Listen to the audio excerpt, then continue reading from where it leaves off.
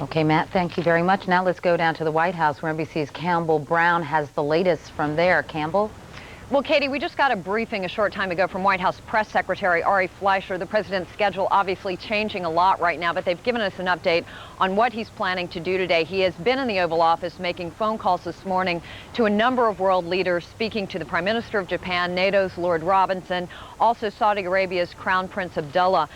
He is also planning to call New York Mayor Giuliani and speak with him this morning. And then later this morning, he's going to visit a local hospital here in Washington to visit with some of the victims and their families, to thank doctors and nurses there. Then this afternoon, he will meet with some lawmakers here at the White House from the Washington area and from New York whose constituents have been affected by this. Tomorrow, we are told the president will declare tomorrow a national day of prayer and remembrance, and he will be attending prayer services tomorrow and asking Americans tomorrow to go out on their lunch break, if at all possible, and attend prayer services tomorrow. A couple of other interesting notes. As you know, Katie, we've been talking about the emphasis the administration is placing now on building an international coalition, and that's why the president has spent so much time reaching out to world leaders. They are looking for international support for whatever the course of action the president does choose to take. What they're not saying, and Fleischer was pressed about this morning, was exactly what the president is asking of these leaders. Are these just rhetorical conversations, looking for them to say, yes, we support you, we're behind you, or is he actually asking them for concrete help, to come to the aid of the U.S. to provide help in the event of a military attack? They're not offering those details at this stage. We also have some more information on what the president is working on with Congress. As we've been reporting, the president is asking Congress for $20 billion. That would fund the recovery efforts as well as security and the fight against terrorism. At the same time, the House of Representatives today is expected to take up a bill that would offer tax credits to some of the victims. There has been talk that the White House has been pushing Congress to pass a joint resolution. The White House says they're not asking for it. They're only working with Congress on this, that would give the president authority to take whatever military action he may deem necessary. Fleischer was very quick this morning to say that the White House feeling is that, according to the Constitution, as commander-in-chief, the president doesn't need this from Congress. This is something that would be more of a show of unity, but he has the authority in his role, according to the Constitution, to take whatever action he deems necessary to defend the U.S. In fact, Campbell, there is some war resolution that is now circulating at the Capitol, a joint resolution. Representative Bob Barr has scheduled a news conference, in fact, to announce this resolution to declare that a state of war exists between the U.S. and terrorists. And we're told that Barr has about 9 co-sponsors for this bill right now. You're right, Katie, and this is obviously somewhere where the president isn't going to get a lot of resistance. There is widespread support. The general partisan bickering that we're used to here in Washington, given the circumstances, has dissipated tremendously. There has been a little concern expressed by some over the $20 billion, members of Congress wanting more of a say. They don't want to just give the president blanket power to spend that money as he chooses. They want to have some oversight, but again, nowhere near the bickering we have seen in the past over the budget, etc. All right, Campbell Brown at the White House. Campbell, thanks a lot. As the nation begins the long road toward healing after Tuesday's horrific events, it's important to remember the victims, all the victims, not only those among the dead and wounded, but those who have been traumatized by watching these terrible events unfold. First Lady Laura Bush has spent a lot of time in the last 2 days focusing her energies on our nation's children. Earlier this morning, I spoke with the First Lady and I asked her first about her reaction to the tragedy. I saw a little bit of your coverage earlier when you interviewed a number of the people who are looking for loved ones in New York, and those are the people, all of the people who are directly impacted by this tragedy, who have lost a parent or a sibling or a grandparent or an aunt or an uncle or even a family friend, are the ones that everyone in the country really need to focus on right now to make sure that they're taken care of, that they know how much all Americans love them and how much all Americans are sending their sympathy to them.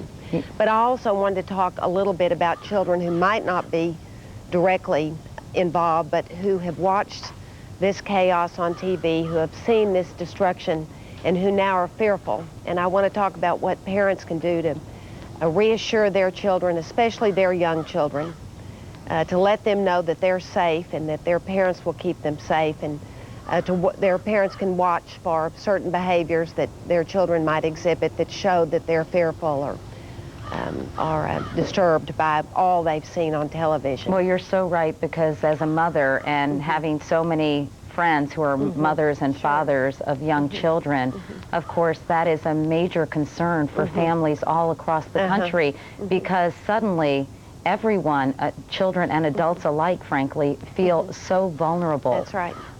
Tell me, I know that you've been talking to experts about this. That's right. What are they telling you in terms of reassuring our children, because it's an uncertain world? It is, and you want to be world. Truthful as well as reassuring. And that's exactly what they say, that we should acknowledge our own feelings of sadness, our own feelings of confusion, and let our children know that we also share their feelings, that we're sad, but that we're together and we're there for them.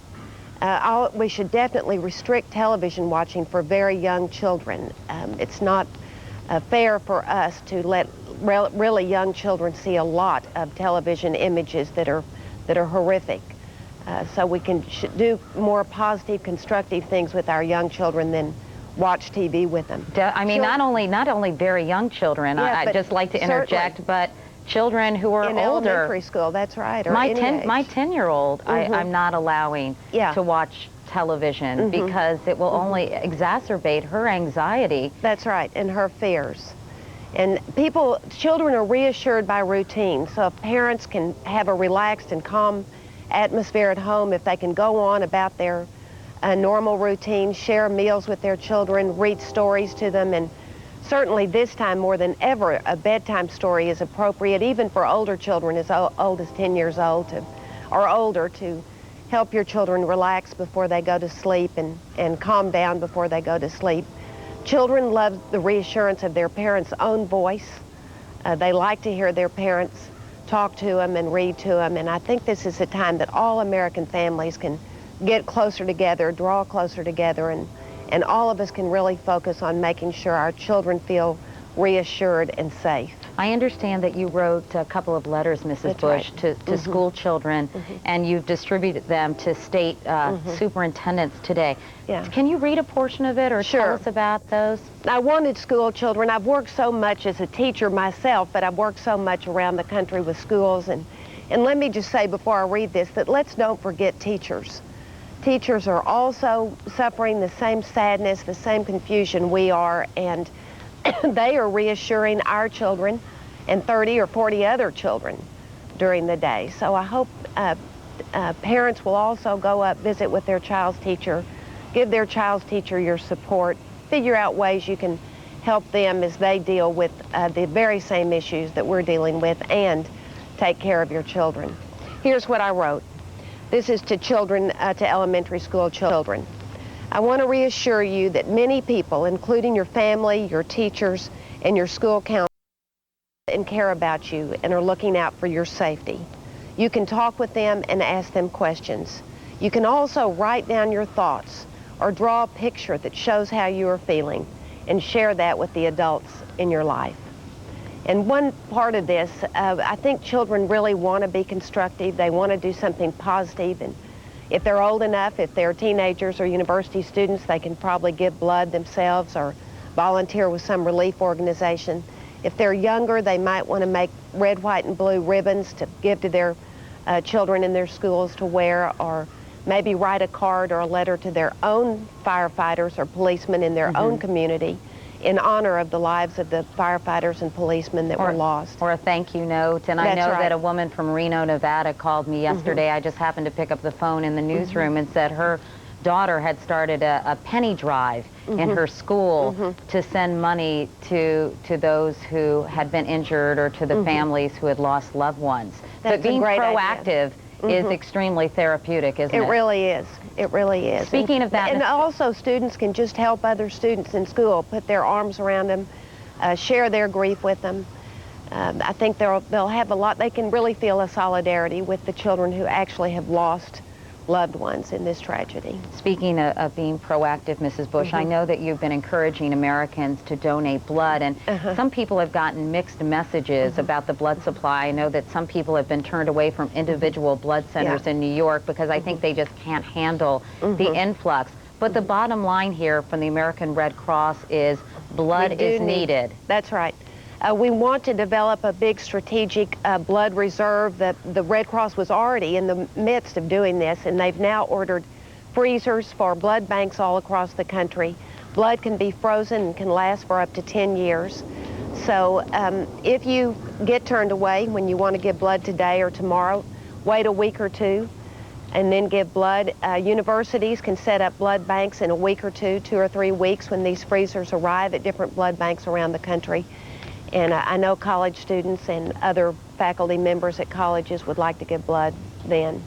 There's something very moving about the people who literally want to give a part of themselves for the people who have been hurt or injured in this tragedy. Mrs. Bush, obviously you are spending all of your time thinking of other people, their situations, and the children of this country. But I want to ask you about your own situation, which must have been quite terrifying. What was your reaction, or how did you learn that, as White House aides have said, both the White House and Air Force One were targets as well? Well, I didn't learn that until after the crisis was over. I was in the Senate with Senator Kennedy and Senator Judd Gregg. I was getting ready to give to talk to the Education Committee about early childhood education when we got the word that they were evacuating the Capitol and evacuating the White House. And so I was taken to a secure location. And like every parent, I called my children immediately as soon as I could get them to reassure them.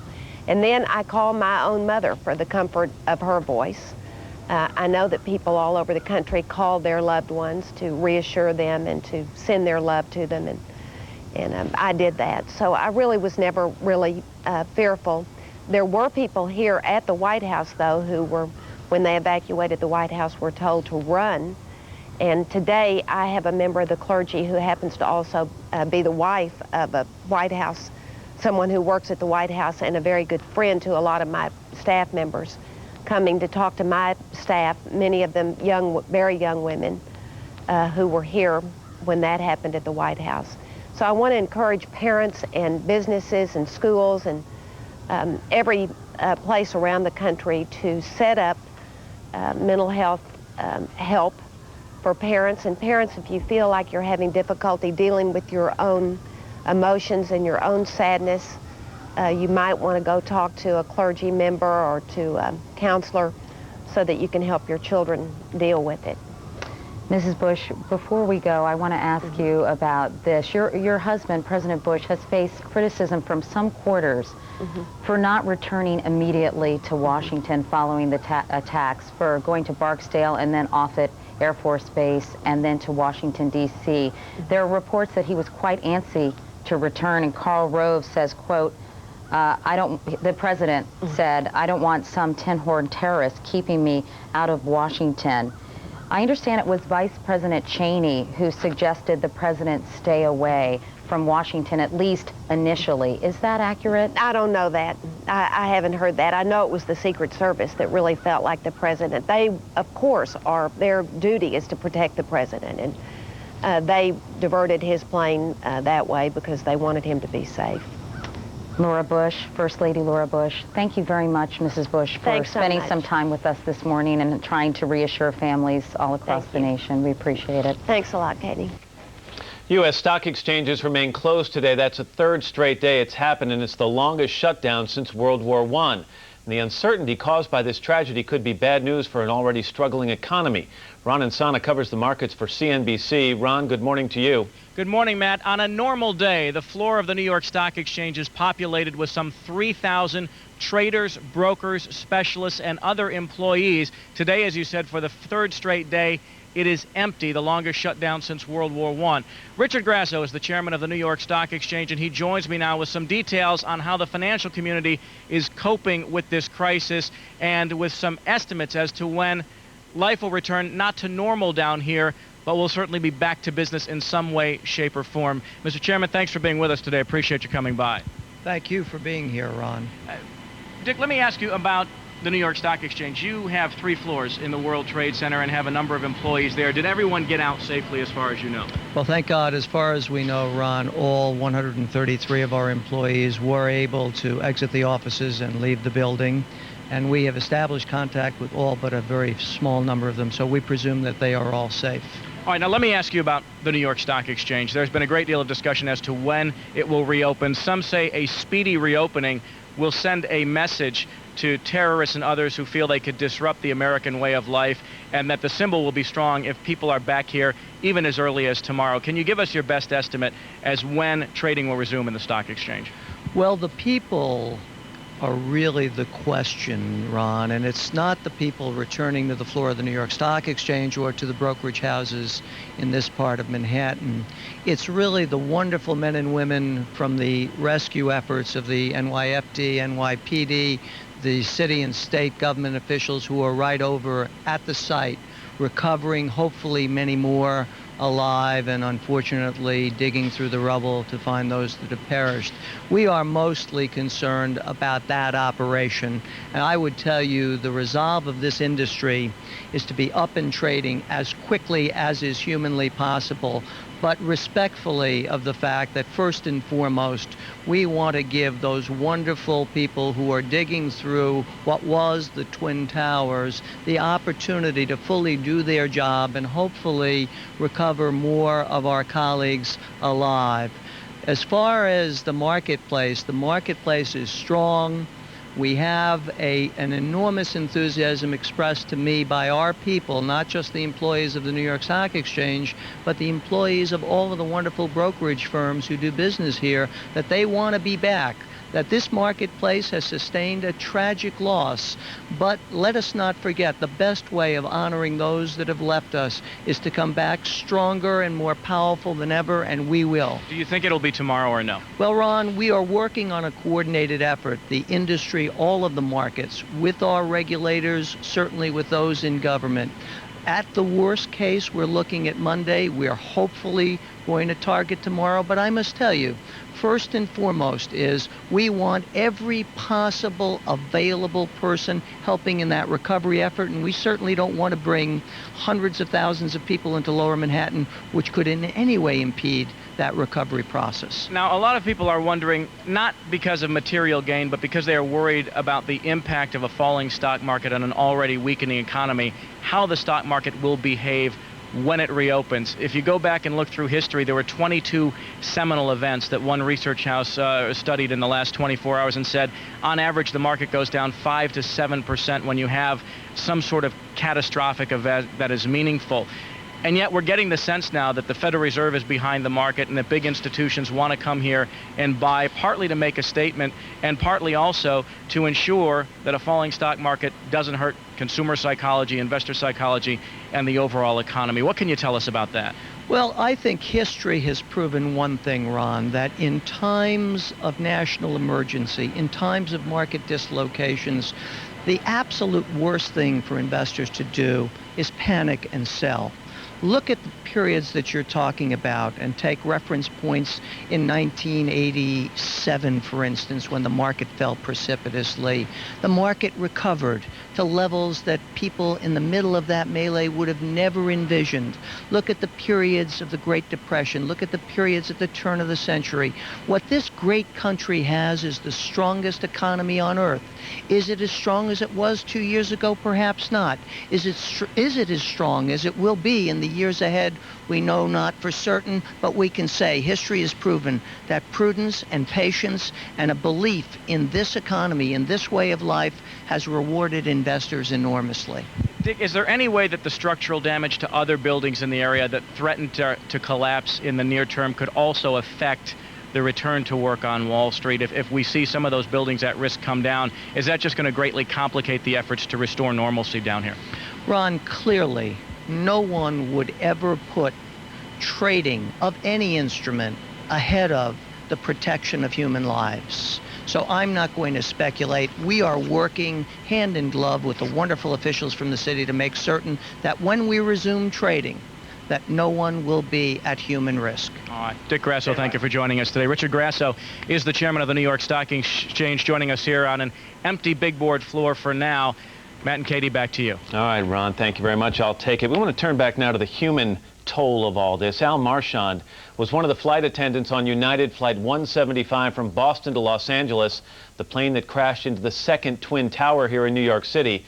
His wife Becky and son Joshua are in Alamogordo, New Mexico this morning. Becky and Joshua, good morning to you. Our condolences. Thank you. Becky, I know that this has to be an incredibly difficult time for you. There was a memorial service at a police headquarters last night because flight attendant was your husband's second career. Is that correct? That's right. Tell me about the memorial service. He was a police officer first. Tell me about the memorial that was held for him. Actually, it was a prayer vigil at the church, and it was night before last, but I wasn't able to be there because I was in Denver. I had arrived there from Boston that morning and had to wait for my father to pick me up, so I wasn't able to be there, but I heard there was about 300 people there. Becky, you mentioned you had arrived in Denver from Boston. You and your husband were on separate flights out of Boston on that very same morning. Right. When did you first hear the news that hijackers had taken over a plane and that your husband might be on that plane? When we were about to land in Denver, the young man sitting next to me had a small handheld email little pocket device, and I noticed him messing with it, and then he just looked at me and said, "Oh my God."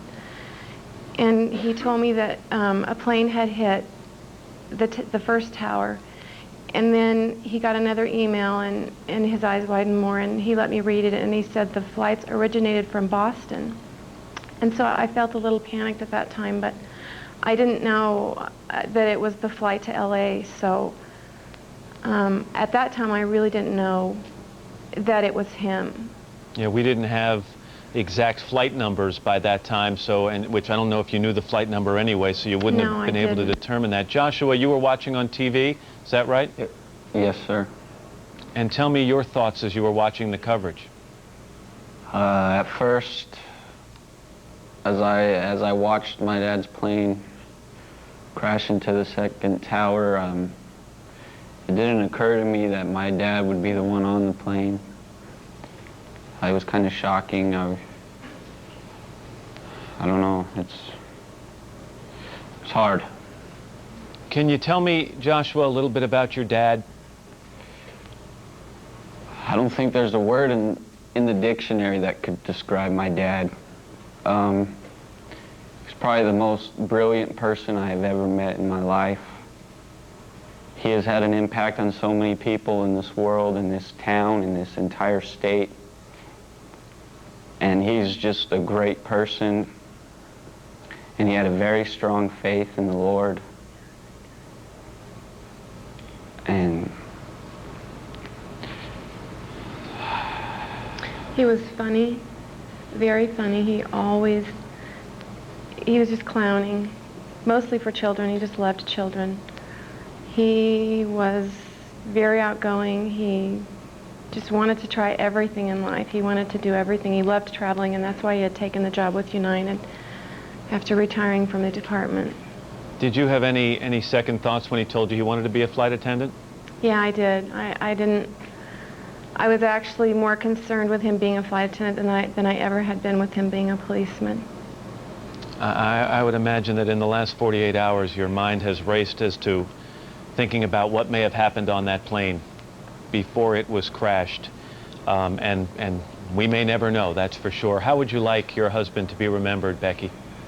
He loved the Lord, and I know that God used him on that flight to help someone receive their eternity. And he said, I don't know how many times after he took this job, that God may have given him this job because what if he was on a flight somewhere and the flight was going down and there was one person on that flight that didn't know the Lord? Then if he could share with that person before the flight crashed, then his job on earth would be done. And he said that numerous times. We only hope he had an opportunity to share some of those thoughts with the people on the plane. Becky and Joshua Marchand, Thank you very much for talking to us. Again, our Thank you. sincere condolences. Thank you. Thank you. Time to go over to Katie. All right, Matt, thank you very much. Obviously, President Bush has been extremely busy talking with his advisors about possible military options, obviously trying to shore up worldwide support. And we understand that he is about to call New York City Mayor Rudy Giuliani to offer his support and perhaps financial support as well as emotional support in this city that is still in shock. Let's go down to the White House, if we could, where we understand that President Bush is about to make that call.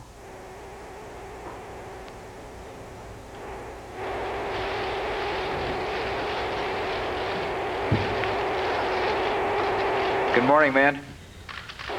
Good morning, Mr. President. Good morning, Mr. President. Yeah, Thank you all very much for taking my phone call.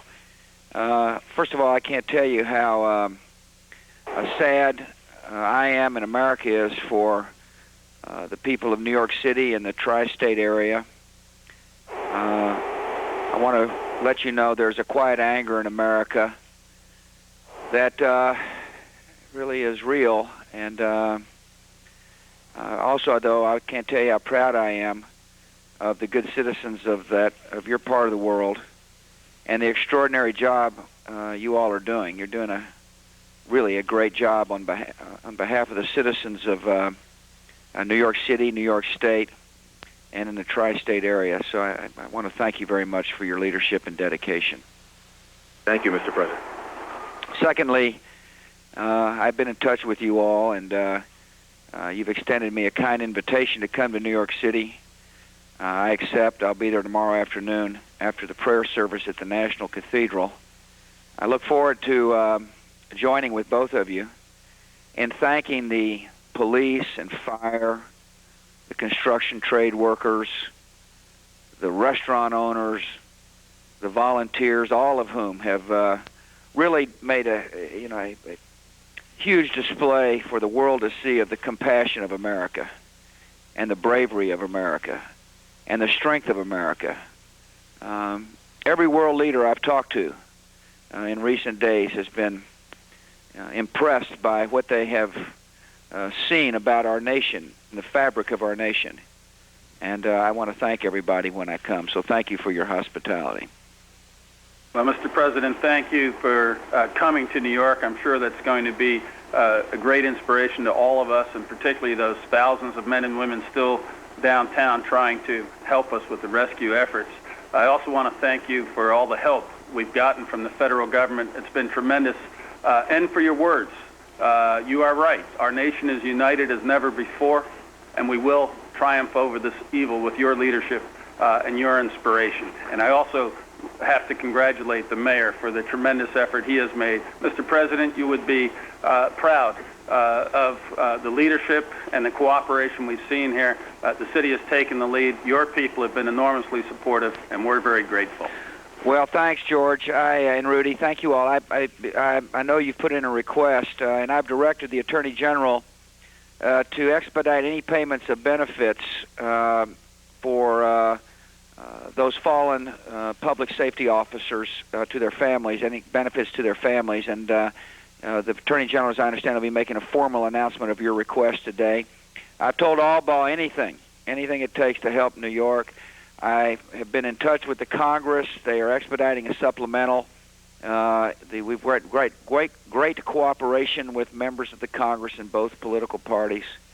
So just keep in touch. I know you will. This isn't the first time we've talked, and I really appreciate the fact that you all are in charge. And I know the citizens of New York and the tri-state area, people of New Jersey and Connecticut, are appreciative as well. President, the uniformed officers, the police, the fire, the emergency service officers, their families will really appreciate this. We're going to sustain a tremendous loss of our bravest and our best people. And the relief that you're now making available to the families is going to mean a lot to them. They're going to be able to think about the fact that their children are going to be taken care of, that they're going to be able to go to college, that they're going to be able to carry on. So I can't express to you how appreciative we are of your acting so swiftly. And also, on that terrible day when our city was being attacked, you were in immediate communication with us, Mr. President, and helped to secure the city, and the work you've done for us, we all eternally appreciate. You've been a terrific leader, and we're taking direction from you, and we're following your example. You've done a terrific job, Mr. President. Well, thanks, Rudy, and thanks, George. Let me make it clear to you all, as my close friends, that my mindset is this. One, I'm weep and mourn with America. I'm going to a hospital right after this to comfort families. I wish I could comfort every single family whose lives have been affected. But make no mistake about it, my resolve is steady and strong about winning this war that has been declared on America. It's a new kind of war. And I understand it's a new kind of war. And this government will adjust. And this government will call others to join us to make sure this act, these acts, the people who conducted these acts and those who harbor them are held accountable for their actions. Make no mistake. And as we do so, I urge, I know I don't need to tell you all this, but our nation must be mindful that there are thousands of Arab Americans who live in New York City who love their flag just as much as the three of us do.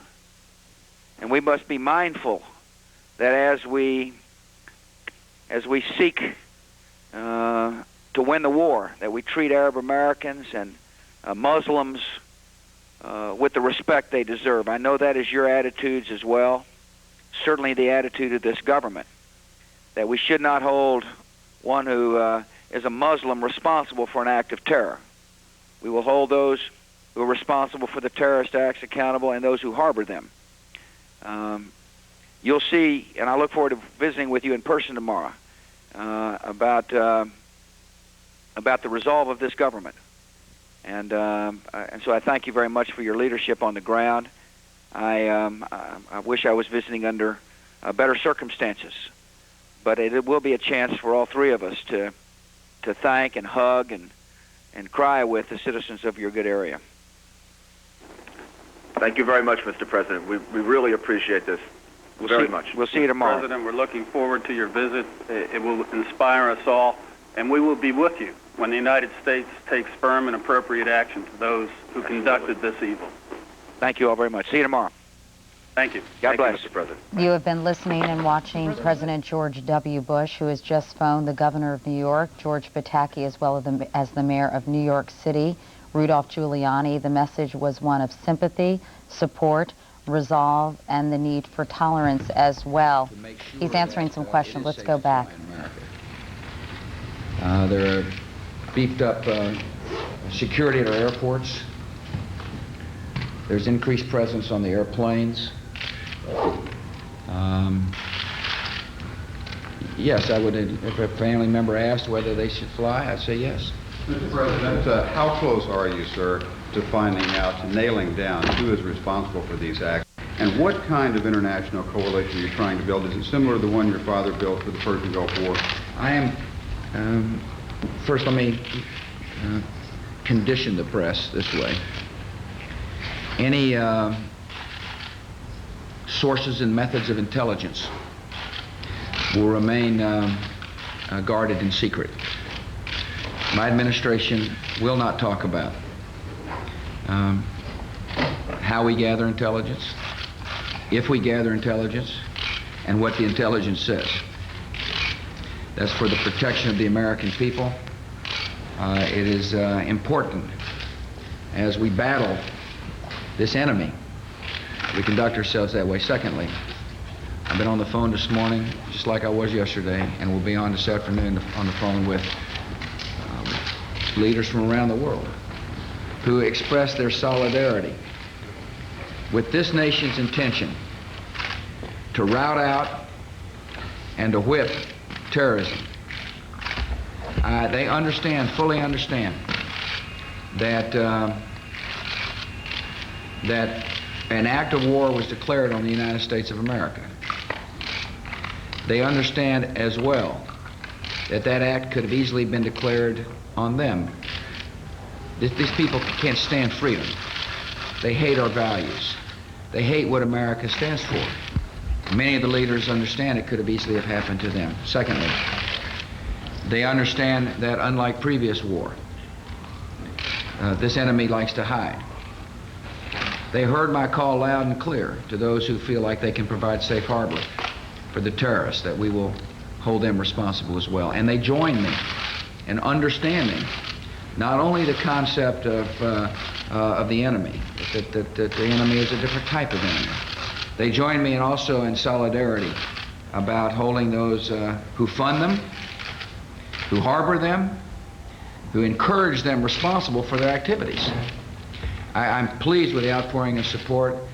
Jiang Zemin, Vladimir Putin, had a great visit this morning with His Royal Highness Prince Abdullah of Saudi Arabia. I will continue to stay on the phone. And there is universal support for the American people, sadness in their voice, but understanding that we have just seen the first war of the 21st century. And there's universal approval of the statements I have made, and I am confident there will be universal approval of the actions this government takes. Yeah, Stretch. Mr. President, if this is a different kind of war, it might require perhaps a different kind of coalition. Many people believe that for a real war on terrorism to work, you'll need cooperation from governments that haven't necessarily done so in the past, specifically Pakistan and Afghanistan. Have you made any progress on that front? I would refer you to the statements that the Pakistani leader gave about his, I don't have the exact words in front of me, but his willingness to work with the United States, and I appreciated that statement. And now we'll just find out what that means, won't we? We will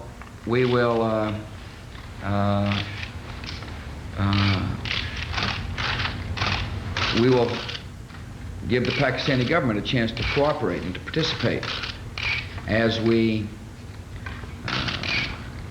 hunt down those people who committed this unbelievable, despicable act on America. Mr. President, how confident are you that Osama bin Laden is behind these attacks? Do you know what his whereabouts are? And secondly, what kind of support are you looking for from Congress in terms of your willingness to act? We are, we will not discuss intelligence matters, how we gather intelligence, and what we know. Secondly, I am about anybody. When our government acts, you'll be informed. Secondly, we had a great meeting yesterday here in the cabinet room with leadership of the House and the Senate. I was touched by their response, their encouragement, and their willingness to work together. And I would be very pleased to see a strong resolution come out of Congress supporting the administration and what we intend to do, and we're working closely with Congress. Secondly, progress is being made on a supplemental. I thought that was very swift action, and I'm most appreciative again of Senator Daschle and Representative Gephardt, as well as my Republican colleagues, for really showing solidarity again and uniting the nation. Now's the time for the country to be united. And, you know, through the tears of sadness, I see an opportunity. You know, make no mistake about it, this nation is sad. But we're also tough and resolute. And now's an opportunity to do generations a favor by coming together and whipping terrorism, hunting it down, finding it, and holding them accountable. The nation must understand this is now the focus of my administration. We will be very much engaged in domestic policy, of course. I look forward to working with Congress on a variety of issues. But now that war has been declared on us, we will lead the world to victory. To victory. Mr. President, what is your understanding of the threat to Air Force One, and do you believe that the terrorists attempted to assassinate you, sir?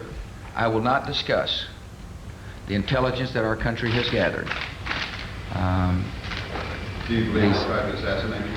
I believe I took I know, I don't believe, I know I took the appropriate actions as the Commander-in-Chief to be in a position to be able to make the decisions necessary for our government to handle the crisis.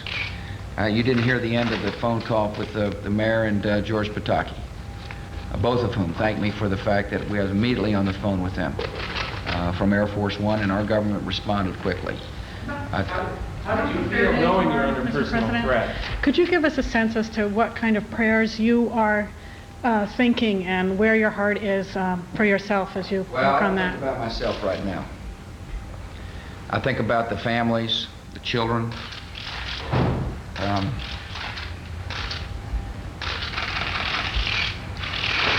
I'm a loving guy, and I'm also someone, however, who's got a job to do, and I intend to do it. And this is a terrible moment, but this country will not relent until we have saved ourselves and others from the terrible tragedy that came upon America. Thank you. Thank you. You've been watching President George W. Bush speaking very emotionally and very forcefully about the tragedies in New York City, at the Pentagon outside Washington, D.C., and the plane crash, of course, southeast of Pittsburgh. He talked about the support he has been getting from the leadership of the House and Senate, also about his efforts to build a worldwide coalition. He has been on the phone with world leaders, says he will continue to talk with them. He says that they have been giving him incredible support, and he's confident that they will support a military action as well. And he also talked about and emphasized the need to keep U.S. intelligence, its content and capabilities secret and guarded. Again, a very emotional and forceful President Bush speaking to reporters in the Oval Office just a moment ago. Meanwhile, American airspace was scheduled to reopen just a few minutes ago. NBC's Robert Hager is at Washington's Ronald Reagan National Airport this morning. Bob, what's happening there?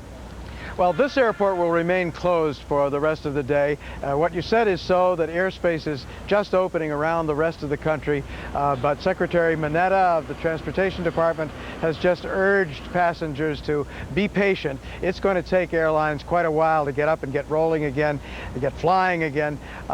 Most of them have said that they won't try much today other than to pick up some stranded passengers. It's really going to be tomorrow before they get many flights in the air. But here's something very, very interesting that's come up. Secretary Mineta said that they're going to start using armed military on a few domestic flights. Now, that's something completely new. We've had the Sky Marshal program where you have employees of the FAA.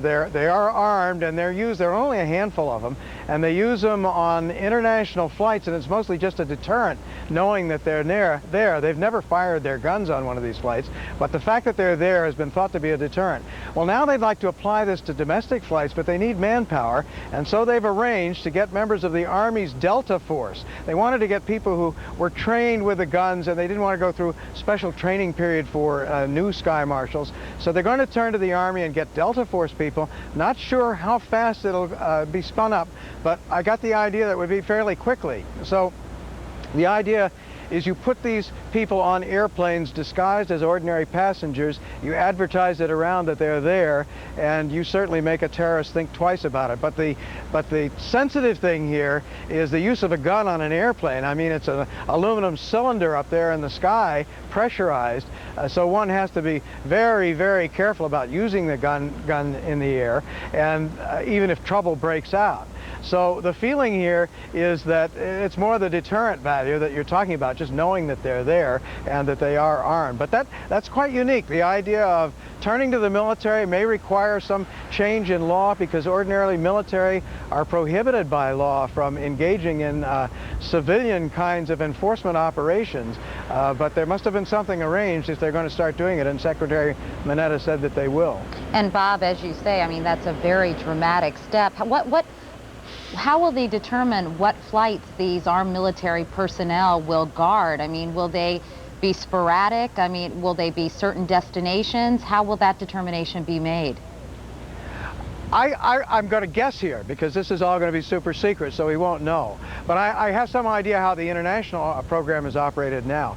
First of all, they have very few, so they're not used very often, but they keep them in service. I mean, they fly almost constantly, but there's just not very many of them to go around. So they do, in fact, use them on the most flights to the most sensitive destinations. So I would think on domestic flights, you might try to do the same, but it's a little harder to pick out what's a sensitive destination when you're talking about domestic flight. But it would be very sporadic and scattered. I think it's really the deterrent value of knowing that they're there. So would these be uniformed officers, or would these be undercover? They'd have to be undercover. I mean, that's the value of the deterrence, is that you make them look like ordinary passengers so no terrorist knows if there's one on that particular flight. For uniform presence, they're talking about something else. They're talking about putting more uniformed people into the airports, and they're going to use some federal agents there rather than just airport security people. So they're going to borrow people from the Immigration Service and from border guards, maybe from Customs or the ATF from the Treasury Department, put them in uniform so you have some uniform presence at the airports too. And on that subject, yesterday Logan Airport in Boston said they were going to use, it was the governor actually that announced they're going to use state troopers to put them at airports, put them presumably at the screening points. So I think we'll see this as a kind of a national trend, whether they're federal uniformed or state police, in this case in Boston. The idea of beefing up the visible enforcement presence at security screening. All right, Bob Hager. Bob, thank you for that update. Interesting developments. Obviously, the long-term ramifications of this tragedy will be felt at airports across the country, and witnessing what happened on Tuesday, whether live or on television, may take a serious emotional toll on many people. Dr. Gail Saltz is a psychiatrist at the New York Psychoanalytic Institute here in New York. She has some advice on how to cope with post-traumatic stress. Gail, good morning. Good morning. You know, we often hear of people suffering from post-traumatic stress disorder after people have served in wars. Is that too strong a term to use for what people are experiencing right now? Well, no, actually not at all, because really the trauma just has to be something sort of outside of normal human experience, and this certainly would be that. And whether they've been involved in it or witnessed it, and actually in a way we've all witnessed it over and over again, of course, on the television, you can definitely develop symptoms of post-traumatic stress. Well, tell me what some of those symptoms are, and probably what people may be experiencing throughout the country today. Right. Well, I think what's important to know, first of all, is we're talking about two different things: acute stress and post-traumatic stress. So right now, people are going to be experiencing acute stress disorder, basically, which means it lasts from 2 days to only 4 weeks. And post-traumatic stress, it really has to last longer than a month. So we won't be seeing those kinds of patients till a little further out. But basically, if you've been exposed to this kind of an experience that's been horribly frightening, where you felt helpless, these kinds of symptoms can develop. Well, before you mention the symptoms, I just want to reiterate there are many different levels of this, and of course, according to an individual's circumstances. For example, Gail, I mean, someone who was actually at the scene, someone who might have escaped the building, someone who was outside the building, someone who was dropping their child off at school, someone who has a loved one who is in the building. I mean, they all have different levels of acute stress and will have different levels of post-traumatic stress disorder. That's absolutely true. Usually the amount of symptoms somewhat correlate to the severity of the trauma. So if you escaped from the building, your trauma is obviously more severe than someone who maybe saw it on television, say. But it is mostly determined by your subjective experience of the trauma. So that some people actually may suffer very much even though they weren't, say, you know, in the building. What are some of the symptoms then? Well, I sort of divide them into 3 areas. So there's the reliving of what's happened. In other words, your brain is sort of overpowered by the level of what has happened to you. So first of all, there's reliving of what's gone on. Where you think about images over and over and over again. You can't get them out of your brain. Exactly. You have nightmares about what's gone on. You may physically re-experience things. So suddenly in a moment, you'll have a panic where you feel short of breath, nauseous, sweaty, like it's actually happening to you again. And some people with post-traumatic stress disorder go on to develop flashbacks, the experience that it's actually happening to them, even though it's not happening at that moment. The next set of symptoms have to do with avoidance. The brain is actually, in a way, trying to avoid all this horrible information. It's pretty hard to do that right now, isn't it? It is, but the way people do it is by, you may see people like this right now, feeling dazed. They're like numb. They're in shock. It sort of doesn't seem real that this could be happening. And that's actually a way the brain denies what's going on. And that's sort of an avoidance of what's happening. And then the third is increased arousal? That's right, meaning that the whole body is sort of on alert. So you may be feeling very irritable, even angry. People can get very snappish at a time like this. You may be unable to sleep, and you may have sort of a very strong startle response. So somebody walks in the room and says hello, and you jump up. So your body's in this heightened aware state. Now you divide it into 3 categories, but isn't it true that you could be experiencing all 3 of these things at different periods of time? Because, you know, sometimes I feel sick to my stomach, and then other times I feel like, you know, and here I am just reporting on this. Right. Well, what I was trying to explain is basically people can experience all these symptoms at the same time, and often do, but to sort of understand that your brain is going back and forth between experiencing what's going on over and over again and denying what's going on to try to handle this overwhelming information. You know, walking around New York City, I've been struck by people talking about it. I mean, it seems that people have an insatiable need to talk about this with friends, with family, to just, you know, no matter who they see, they want to talk about it. And why is that? That's actually a wonderful thing. It's the people who are quiet are going to have more of the difficulty. Talking about it is your way of processing what's going on. I mean, to some degree, there may be some people who are simply drawn to the horror. Some people, you know, their character is such that they're drawn to horrible things. But I think in this case, it's really people trying to process this information and make connections.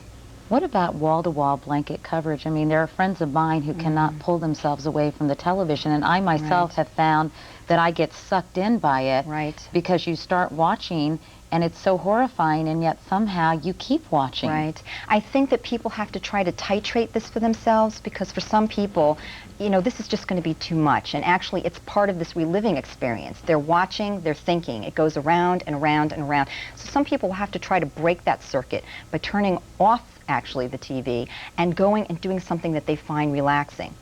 And some people, and to do normal activities, which will somehow pull them back away from the traumatic situation. Exactly. I know some people are more vulnerable, people who have experienced loss in the past. That's correct. Anybody who has experienced particularly a childhood loss, but any major trauma or loss in their past, they can relive it.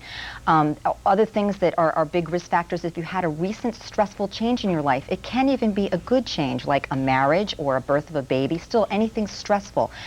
Recent alcohol use, recent, you know, anything that's been major change in your life, and actually also a history of psychiatric problems in your family can also be a risk factor. Well, I don't want to leave before you give some concrete advice to people. Right. Well, I think a lot of the things that are going on is exactly the kind of advice I would give. The candlelight vigils, the community meetings. Support is the most important thing right now. So people that you can talk to, the talking really is good. You can't force someone to talk about it. So if someone's experiencing it near you, you can't make them talk, but you should encourage them to talk about what's going on. If the symptoms get worse and are compromising, say, your job or family, it would be important to seek professional advice. Some people go on to need medication and different kinds of therapy, and definitely should be assessed sometimes for suicidal thoughts, because that, of course, would need potentially hospitalization. All right. Gail Saltz. Dr. Saltz, thank you very much. It is 27 minutes past the hour. Now here is Matt. All right, Katie, thanks very much. For about the past 50 hours or so, rescue workers have been working around the clock here in New York City and, of course, in Washington, D.C.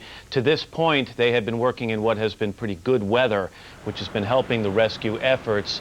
Unfortunately, Al Roker's outside the studio saying that may be about to change. Al?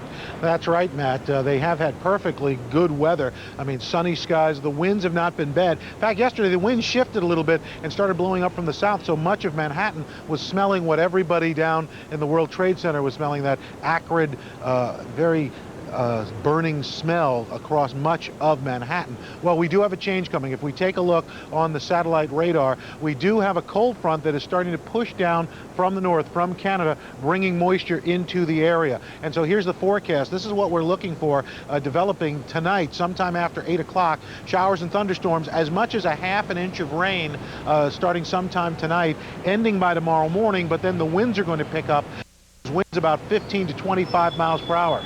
Not only making things rough for the workers down there, but what's also going to happen, as you've seen in some of the scenes down there on the street, there's 4 or 5 inches of dust and cement and powder and just a real mess. Well, you add a half an inch of rain to that, and now you have a very dangerous situation with a lot of mud, slippery conditions, and then the winds pick up and start to blow whatever debris hasn't been wet down, moving around. So the next 24 hours are going to be, the weather conditions are really going to degrade for those rescue workers down there at the World Trade Center.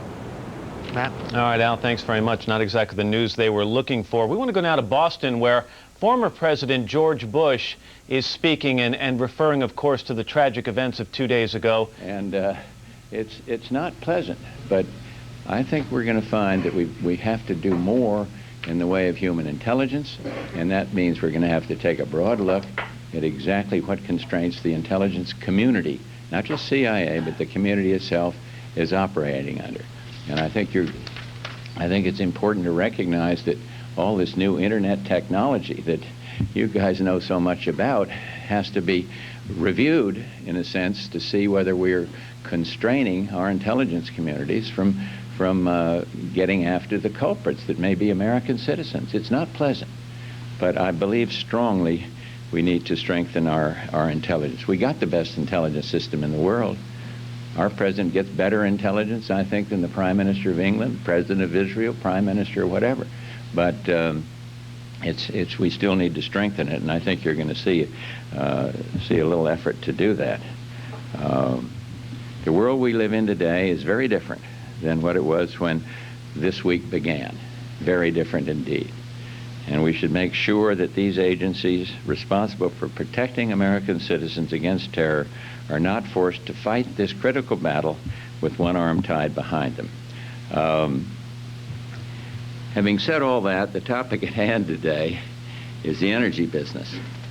And though it seems like a million years since I was out there in the business trenches like you all are, and is, of course, former President George Bush speaking in Boston this morning, referring to the fact that America is going to have to change its policy of intelligence and do more in the near future. Ann Curry is standing by in Lower Manhattan with a few guests. Ann? Matt, I'm standing, as you know, in Lower Manhattan, where the rescue effort is underway, and joining us now is Bob Crystal. He's a retired New York City police officer who has joined basically the search out of the goodness of your own heart, trying to do some good. You've been here since 1 o'clock the morning of the disaster. What have you seen? Total devastation, lots of loss of life, luckily some survivors, and everybody coming together to help out. You said that it's painful for you now to be asked to leave just because you're so tired from all of this work and not having had enough sleep. You don't want to go. No. Because? You're needed here. Your country's under siege. You do whatever you can do, and there's still hope for life out there, and where there is, you want to be part of it. You don't have to be the one to find them. You just want to be working at it. How much, what was the feeling yesterday when you were part of a team that came across a firefighter who was alive, buried up to his chest in rubble? It was magnificent. It was the greatest feeling in the world. But I have to tell you that I've been part of other teams that, well, we've been working, or if you're on a break and they find someone, you're part of that effort. You get the same feeling. You just want to get them out and get them home safe to their families. I know you're so exhausted. Please stand by for just a moment, because we also want to introduce you to Paul DeMartini. He's come down here on his bicycle with a flyer because he is looking for his older brother, Frank DeMartini, who was on the 88th floor in his office for the Port Authority. And he also, your brother, was part of he was the construction manager for the Port Authority for the construction of the World Trade Center. And this is giving you hope. Why? Well, because he and his wife were on the 88th floor when the plane hit on the 92nd, and his wife immediately left, and she is home fine. He remained because people were coming down from the 92nd floor that needed assistance and help. Well, our thought is that he remained in the building. He was last seen on the 78th floor helping people with 2 other gentlemen. And our hope is that at that time he had been in the building a while, Tower 2 collapsed, and he knew to get down, and he went down, and he knew that he couldn't get out because of all the rubbish from the other tower, and he went into the subgrade, which is what he loved. He loved the subgrade, and he knew it so well, and we're hoping that he went down there with the other gentlemen that were helping him, and they're there, and that's our hope. And you have gone around to all the hospitals with this flyer. You're about ready to head to the Armory, where they have a center now for people who have missing relatives or friends who are in the building. Yeah. How are you doing? How's your family doing? Well, we're staying active. We're trying to stay busy because obviously we want to do something, and that's how we're getting through it. We wish you every luck in finding your brother Frank, and I know you're doing everything you can, and I suppose this gives you guys, the guys who are working as rescuers out in the field, just all the more encouragement to not stop. Nobody wants to stop there. The worst part is when they took us off for a while yesterday because of the smell of a gas leak and the possibility of a building coming down. Everybody there basically wants to just keep digging. And anything you want to say to Paul? Paul, the guys are working. If he's alive, we'll get him. They'll all get him out of there. It's a concerted effort, and just hang in there. As a lot of people are. Thank you so much, Bob Crystal, for joining us. Thank you also, Paul DeMartini, for joining us this morning. This afternoon now, Katie, now back to you. All right, Ann, thank you very much for that report. From this day forward, the people who escaped from the building so savagely attacked by terrorists will be known as survivors. They join the ranks of others given that rare second chance at life, people who have lived through events beyond their control. NBC's Shelley Smith has their stories.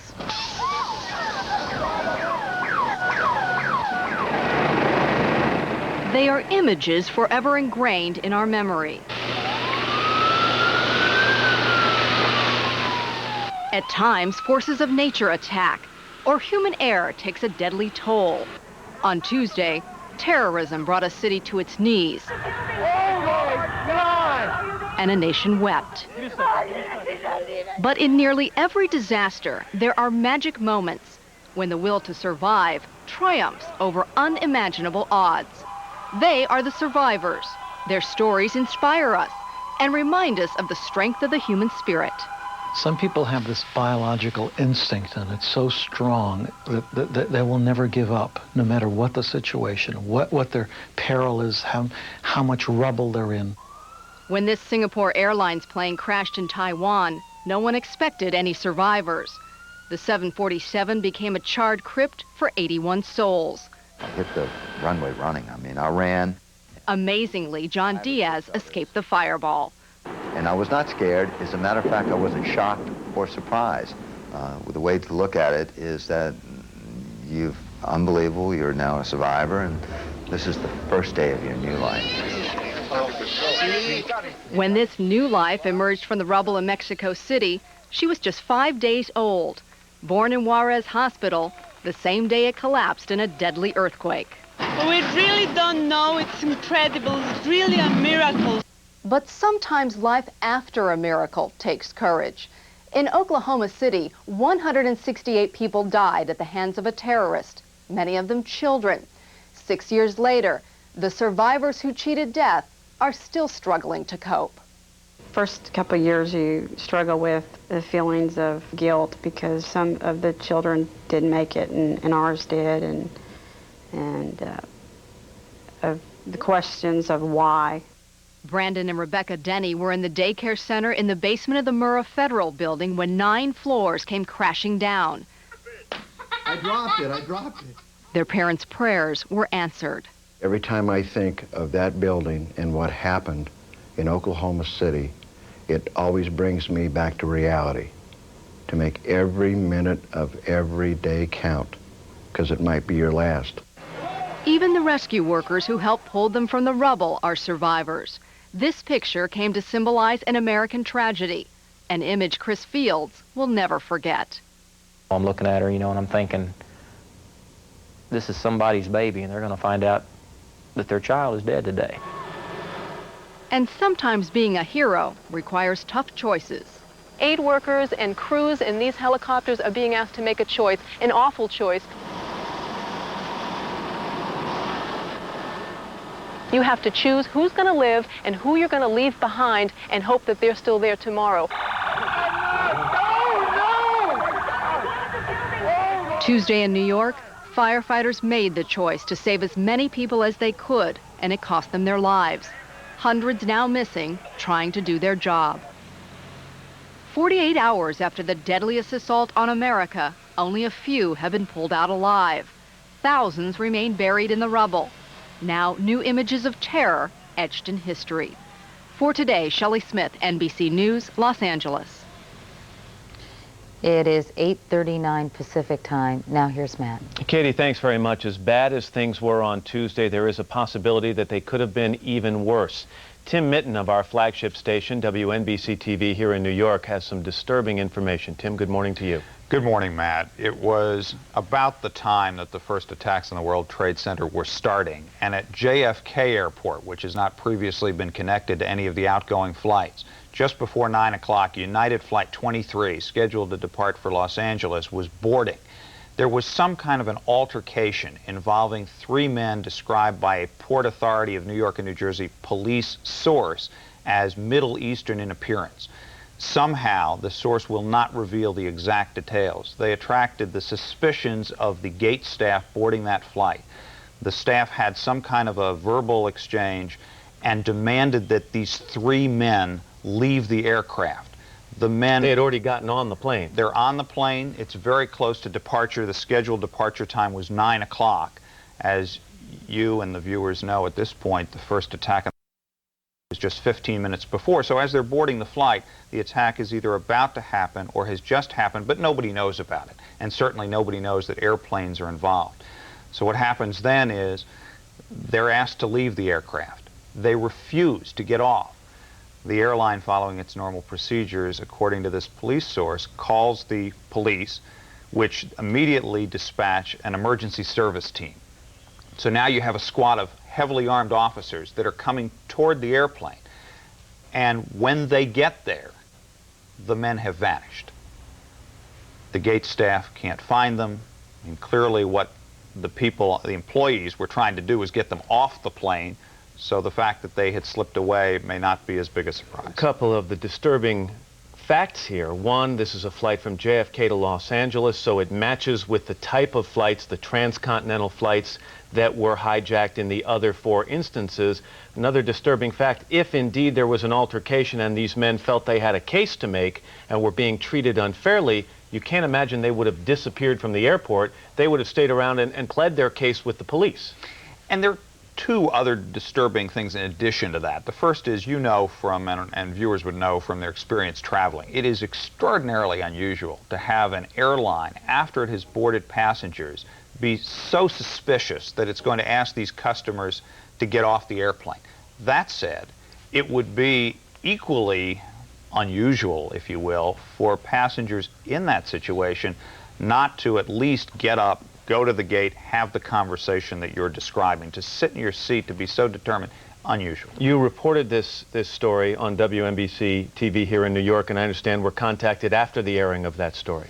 We got a phone call from a law enforcement officer who was on vacation, was in the United Airlines terminal at the time. He said at the time he didn't add it all up, but seeing the report and of course having seen what happened in New York and elsewhere afterwards, he decided at that point he needed to contact his supervisors. Essentially what he saw was, he's in the United terminal. It's just after 9 o'clock. The attacks have happened. The television set in the bar in the terminal is on. As you can imagine, people about to fly, anybody indeed, would have been transfixed by those events.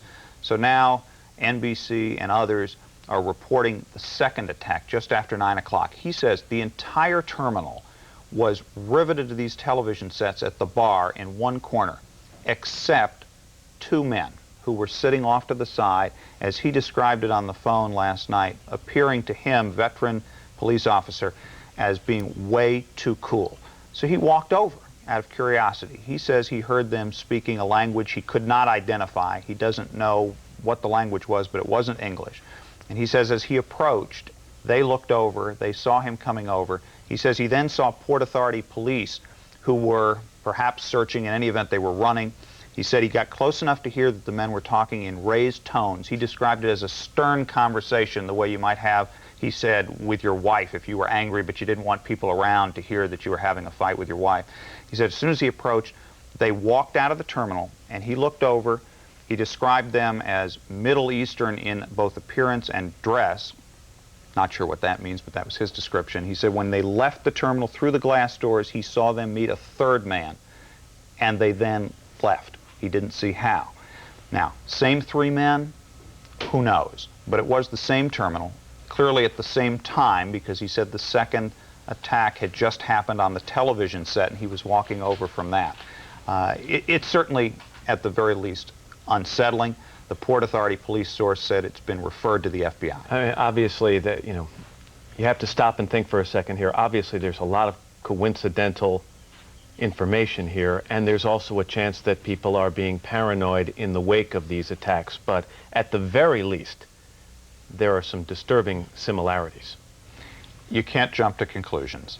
But what's real is three men were asked to leave the airplane, and they refused, then vanished. Tim Minton of WNBC-TV here in New York. Tim, thanks very much. Let's go to Jim Bamford, who is someone who's been discussing intelligence and security and things like that with us throughout the last couple of days. Jim, you've just listened to Tim's story. What do you make of it? I was actually doing another interview. I didn't hear the story, sorry. We were talking about the fact that at the very same time, 9 o'clock Tuesday morning, as the attacks were taking place here in New York City, it's been reported that on a flight, a United flight scheduled to go from JFK to Los Angeles, three men being described as Middle Eastern got into an altercation with flight personnel and were asked to leave a plane. They refused, and when the flight personnel called police, then those men did get off the plane and vanished. They didn't stay around to talk to the police and plead their case. They disappeared from the airport. Well, again, it's one more indication of how obvious some of these things should have been before they actually got on the flight. I'm surprised that so many of them got on with knives and so forth. So, I mean, what you're talking about here basically is a massive intelligence failure overall, and I think that's what happened. And there's reasons for that. One of the reasons is that the intelligence community has cut down by a third since 1990. At the same time, the ways to communicate and the technologies have increased manyfold. People can communicate now secretly through the internet or through various ways of hiding messages within pictures. There's a lot of ways to secretly communicate.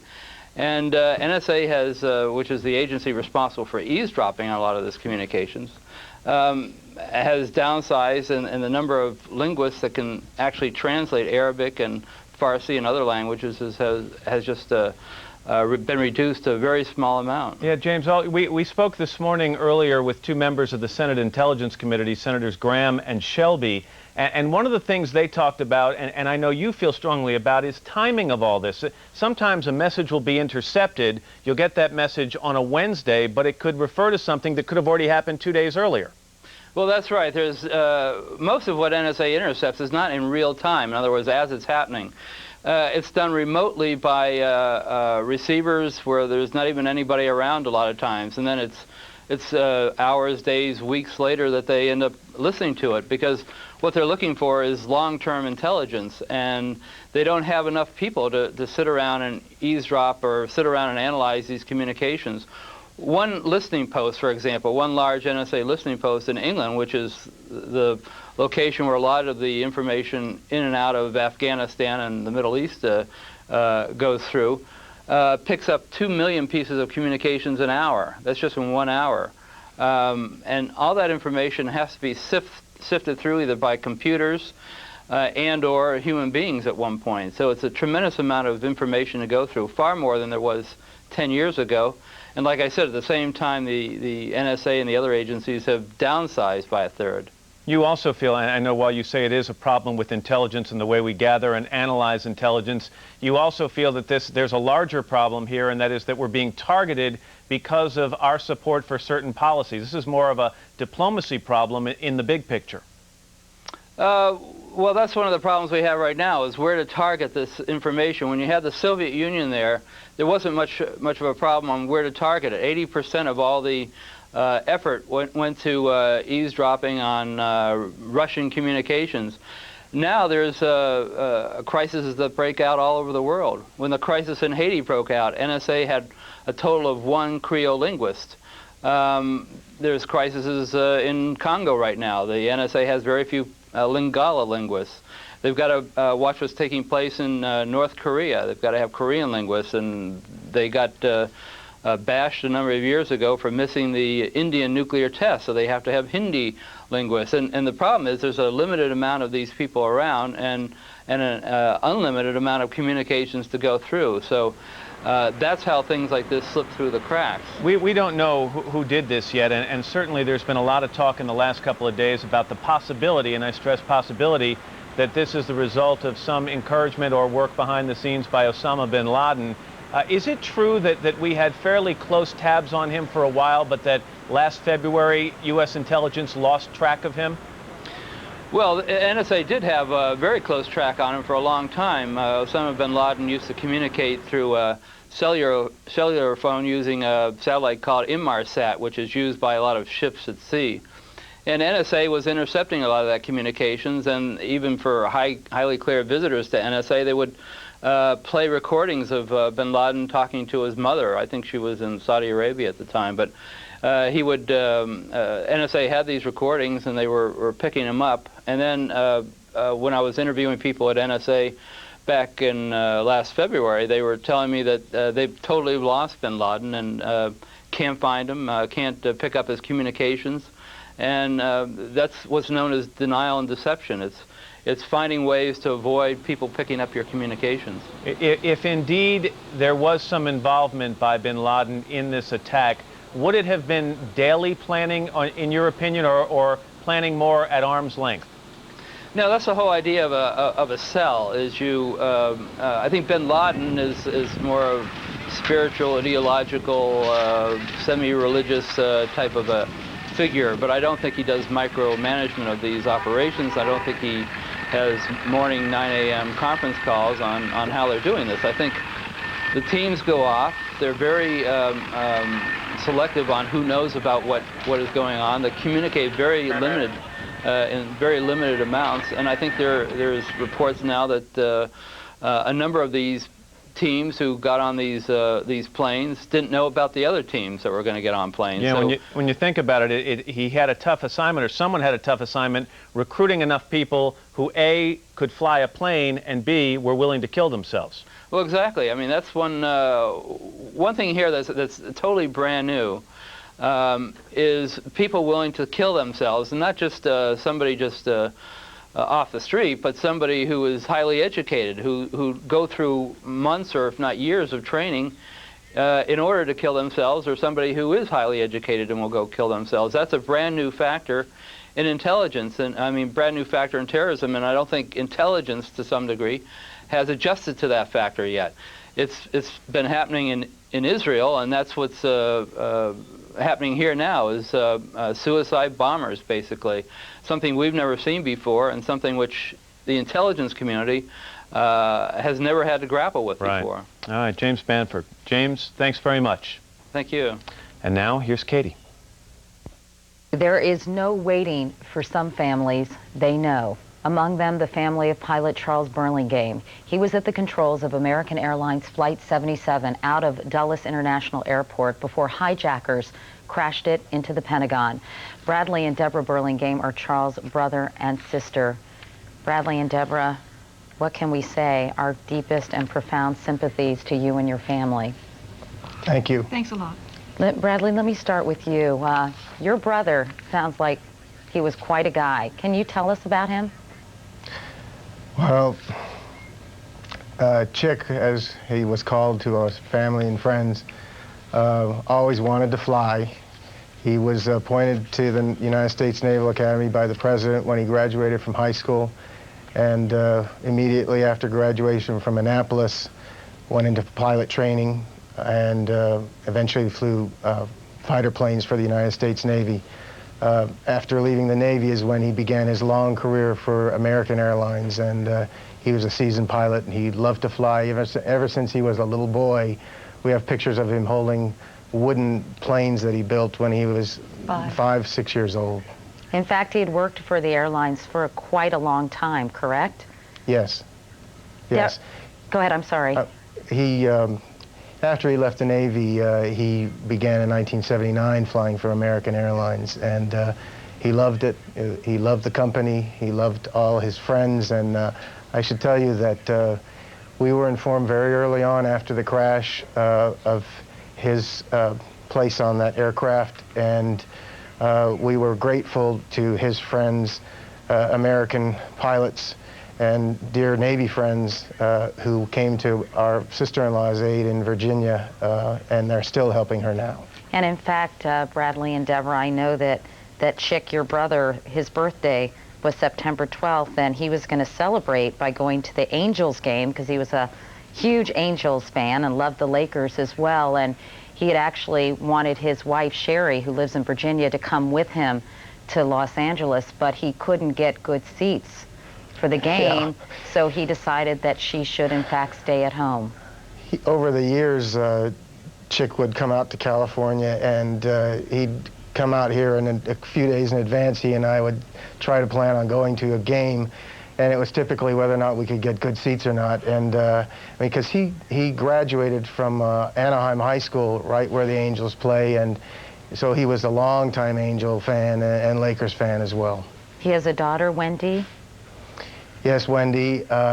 Wendy lives in New Jersey. She's grown now, 26 years old, and she's, of course, having a very difficult time. Deborah, did your brother ever express fear or a concern? Is probably, he doesn't sound like a guy who was fearful of much, but was he ever concerned about the prospect of problems of this nature, of a hijacking, when he was piloting an aircraft? I never heard my brother talk about hijacking. He was always, the only thing he verbalized to me were when there would be questions of the safety of air travel itself. He was always adamant that it was one of the safest activities you can engage in. Apart from that, he was always very focused on the safety issue. He was a real professional and highly trained. As you probably know, Navy pilots are highly trained for all contingencies, and they are trained to, well, they are sort of self-selecting type people who go into this business. They know how to perform under pressure and under extreme pressure.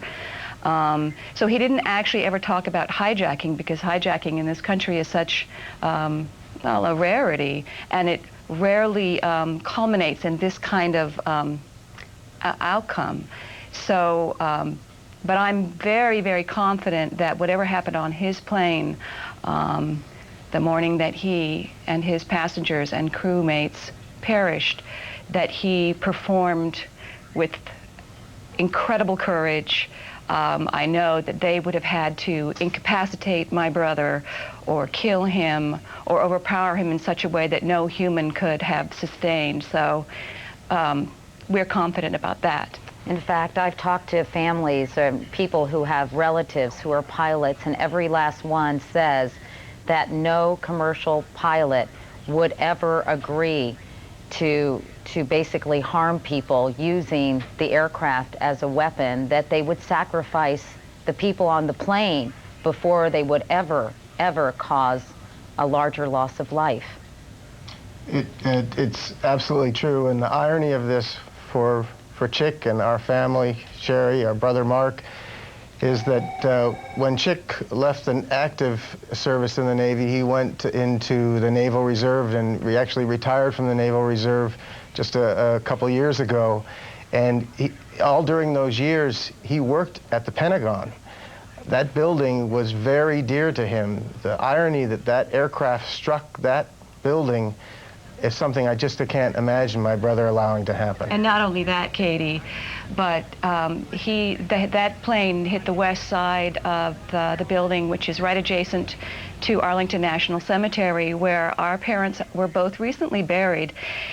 That is sacred territory to my family and to my brother, and I guarantee you he would never have allowed that plane to come down in that particular place. Sacred territory to so many Americans. I understand that you hope that he'll be buried there as well.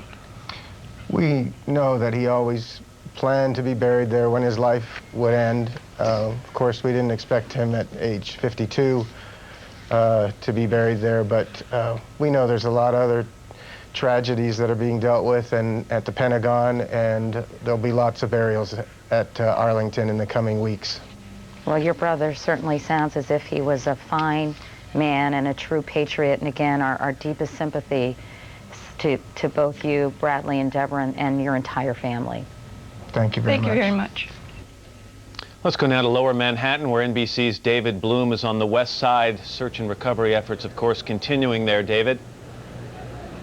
Matt, we want to do two things today. We want to update you first on the casualty figures. The latest numbers, again, from New York City Mayor Rudolph Giuliani, simply staggering. The mayor says that as of the latest counts, 4,763 people are missing. And of course, that would put the death toll from all of these attacks at over 5,000. When you include the latest estimate from the Pentagon, roughly 200 people killed there, as well as the 266 killed aboard the 4 hijacked airliners. We're told, however, that thus far only 94 bodies have been recovered. That's up from 82 when the day began, and that 46 of those bodies have been identified now.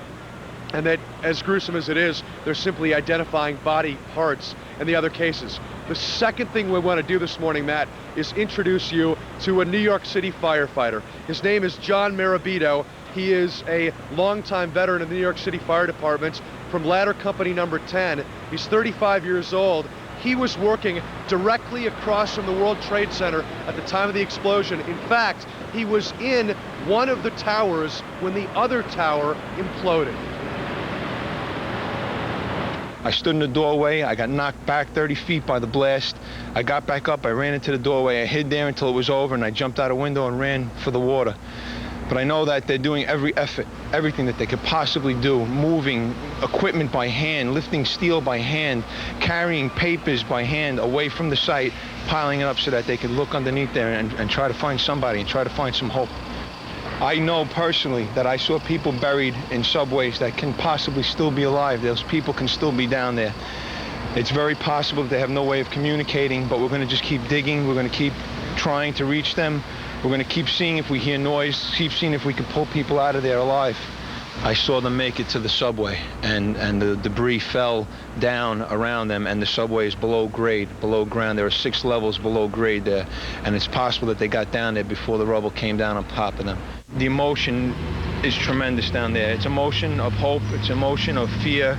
Every time a truck rumbles, guys are jumping and twitching. It's still in our heads. It's still fresh. It's going to take a long time to forget.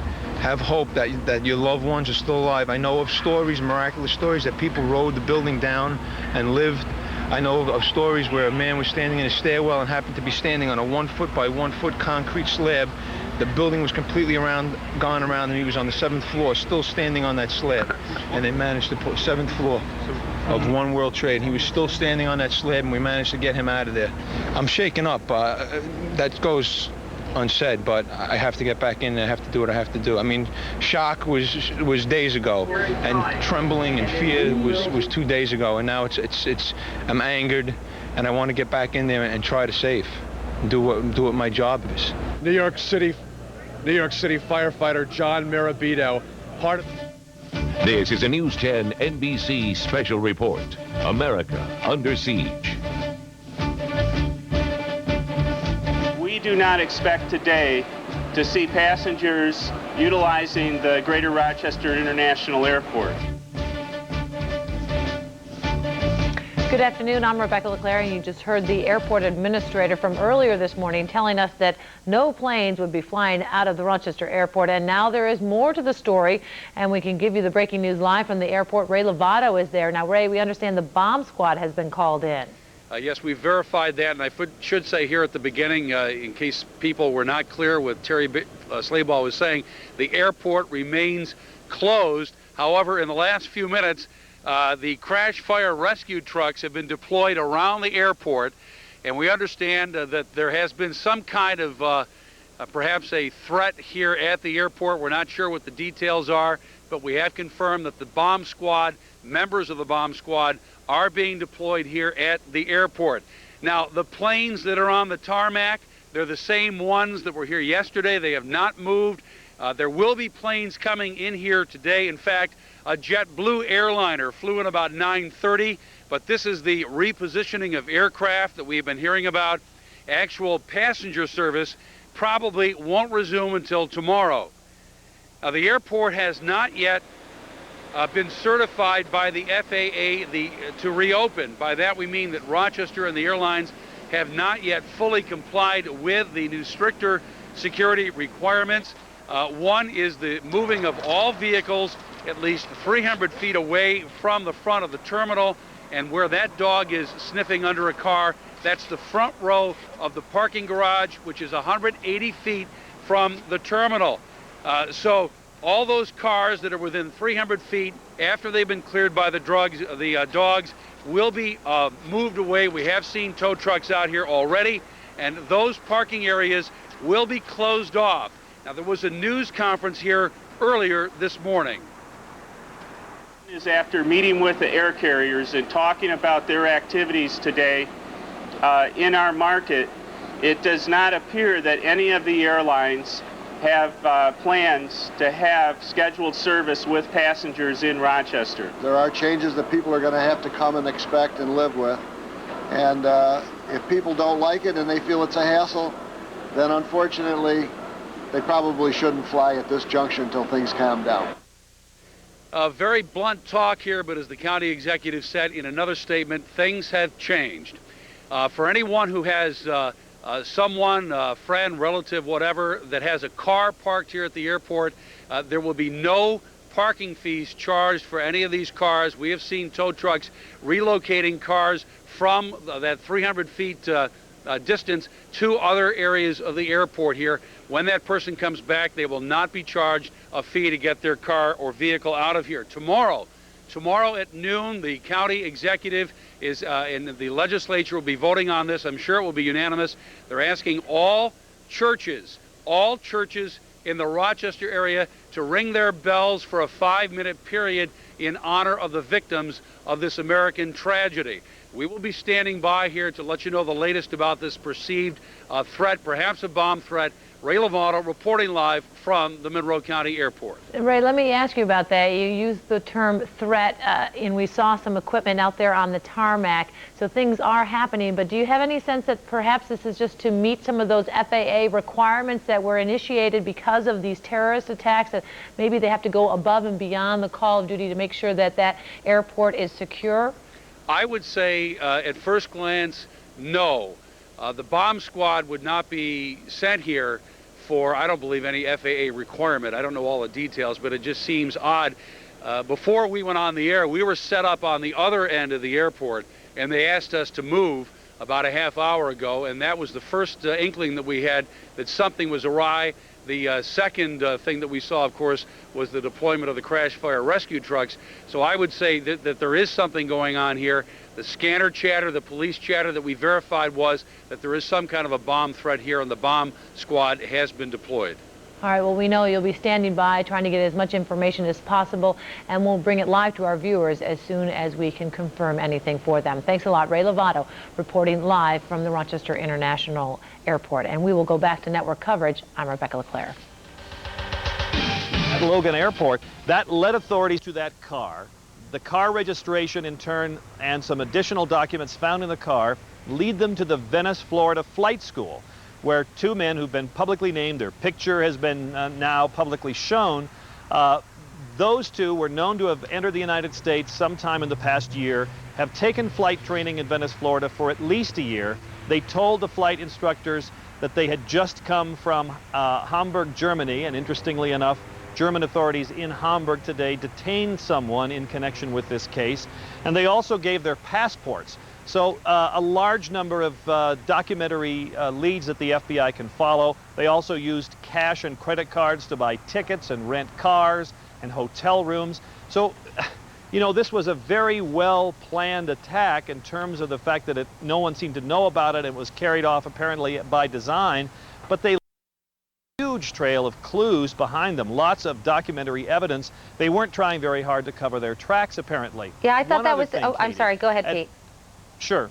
Okay, one other thing. At least a couple of these hijackers show up on an FBI database. Once the FBI got the names of the suspected hijackers, they entered them into their enormous database and did get what they call some hits, indicating that some of these names were at least suspected of being associated with terrorist groups. Now, that doesn't mean that they were terrorists or that they had committed any crimes. There's nothing to prevent someone who's on the FBI database from ever getting on an airplane. There was nothing that would have stopped them from boarding their plane. It's not a federal crime to be on the FBI's database list. So there were a few people in that category as well. Pete, can you tell me anything more about this? Well, first of all, what I was interrupting you to say, and I'm sorry about that, was it's really pretty amazing what an extensive paper trail at least these two men who were on the manifest left as they went about their business here in the States. Well, it really is, because if you look, for example, just at the Oklahoma City bombing, Timothy McVeigh went to great lengths to try to cover his tracks for the most part, used an alias, used a prepaid calling card so that there wouldn't be any kind of telephone records. These folks apparently did none of that, used credit cards in their own names, rented cars in their own names. You know, it's just the same kind of thing that happened in the first World Trade Center bombing. And some of the bomb plotters also rented, filled out the rental application for the truck in their own names. So, you know, many aspects of highly detailed planning, but then obviously very sloppy things as well, leading some to speculate that perhaps that they wanted to be known after this had happened.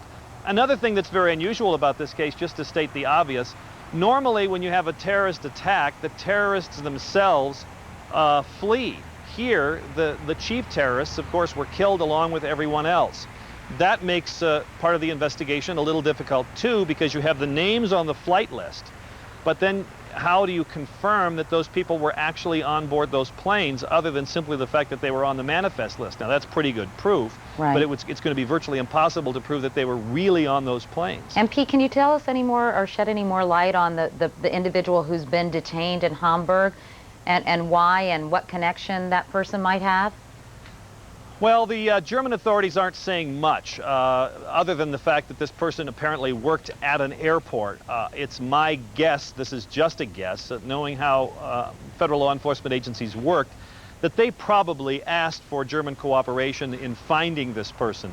Because of the Hamburg connection to those two suspected terrorists who took their flight training at the pilot training center school in Venice, Florida. They told authorities there that they had come most recently from Hamburg, Germany, and in fact there's some indication that they did live there. So perhaps this is a person who was known to them there. I wanted to mention another interesting development too, Pete, that Chris Hansen mentioned earlier, is that a ramp pass was found inside that car that they searched at Logan Airport, which must lead authorities to believe that somehow this was partly an inside job. Well, it suggests that that is a possibility, although it certainly doesn't prove it. The first thing that comes to mind is possibly, if they had this ramp pass, could someone else have used it to get a knife aboard the plane so that these terrorists could get through the metal detectors without having to carry one of these box cutter knives or these apparent knives that they had when they were on board the aircraft. Who knows whether they were able to carry the knives through the security themselves or whether someone got it to them. But that would have bypassing security. That would have given them access to areas that a normal person wouldn't have access to. So I guess there are a lot of questions about if they just got that ramp pass and used it themselves, or if somehow they were in cahoots with people who worked within the airport. Unclear, I guess, at this point. All right, Pete. Pete, thanks very much for the update. We'll talk to you later. Certainly. Okay. Now here's Matt. All right, Katie, thanks very much. We've been reporting that the nation's airspace is scheduled to be reopened, actually about an hour ago. Bob Hager is in Washington's Ronald Reagan National Airport with more on that. Bob, good morning. Morning, Matt. Well, it's going to proceed slowly. The skies are technically open now to commercial aviation, not yet to general aviation, that is private planes. But most of the airlines are saying they're not going to do much more today other than pick up stranded passengers where their planes were diverted on the hijack day and get those stranded passengers to their original destinations. Some of them are going to try to run a few scheduled flights tonight. There's an international flight scheduled into Los Angeles airport, I think about 3 o'clock this afternoon, something like that. But at any rate, this is going to proceed very slowly, and passengers are told to be patient and to allow extra time when they do come to the airport for flights. Now, a couple of other things. We're going to see a more uniformed presence at our airports, and they're even talking about some armed people on planes. The uniformed presence at airports, extra people borrowed from the Immigration Service, from Border Patrols, put them in uniform and put them around at airports in visible places so people can see some uniform presence, for instance, at screening areas. So that's one precaution they're taking, or one effort to beef up security. But here's a very interesting point. The Transportation Secretary, Norman Mineta, said this morning they're going to borrow Army people from the U.S. Army's trained elite Delta forces. So those are special operations people, arm them, and they would go disguised as passengers on a few, I don't think there'll be many of them, but on a few domestic flights. It would be a deterrent, but it's an extension of the Sky Marshal program. We've heard they were thinking about expanding that. And but Bob, we now have Sky Marshals. Go ahead, Matt. Let me just interrupt. The reason that the Transportation Secretary made that known is because he wants you and I to talk about it and other people to talk about it on national television, because that's what creates the deterrent. Absolutely, because when you talk about armed people on an airplane, I mean, you're pretty limited with what you're going to do. If you're going to fire the gun, you better be awful sure you're not going to hit innocent passengers in a crowded airplane, or that you're not going to fire through the fuselage and destroy the pressurization. FAA claims to have some tests where they say a bullet won't perforate the fuselage, but right. That takes a powerful element of belief. In any event, it is the deterrent value you're really talking about. But they said that the reason they're getting these Delta people, rather than, for instance, throwing the Border Patrol people or Immigration Service people into that role suddenly, is that they want trained people who are very expert in the use of firearms, and that's why they'll use them for that purpose. Let me go back to what you started talking about, Bob, and that is that there's kind of a staggering here. Some airports opening now, others opening later. Am I to believe that the reason that some airports are not opening now is that they have not gotten those highway patrol officers or whatever in place, that they haven't met these new, more stringent FAA regulations? I think most big airports have met them at this point, because I was told a couple of hours ago that 100 airports had met that criteria. They said it was not all the major airports, because in that 100 were a lot of minor ones, but we only have about 40 major airports in this country. So I think most of the major airports have the go-ahead from that standpoint. But I think it's more a matter of getting things geared back up at the airports, where the airlines getting the ticket agents in, things like that, getting the planes in the proper position.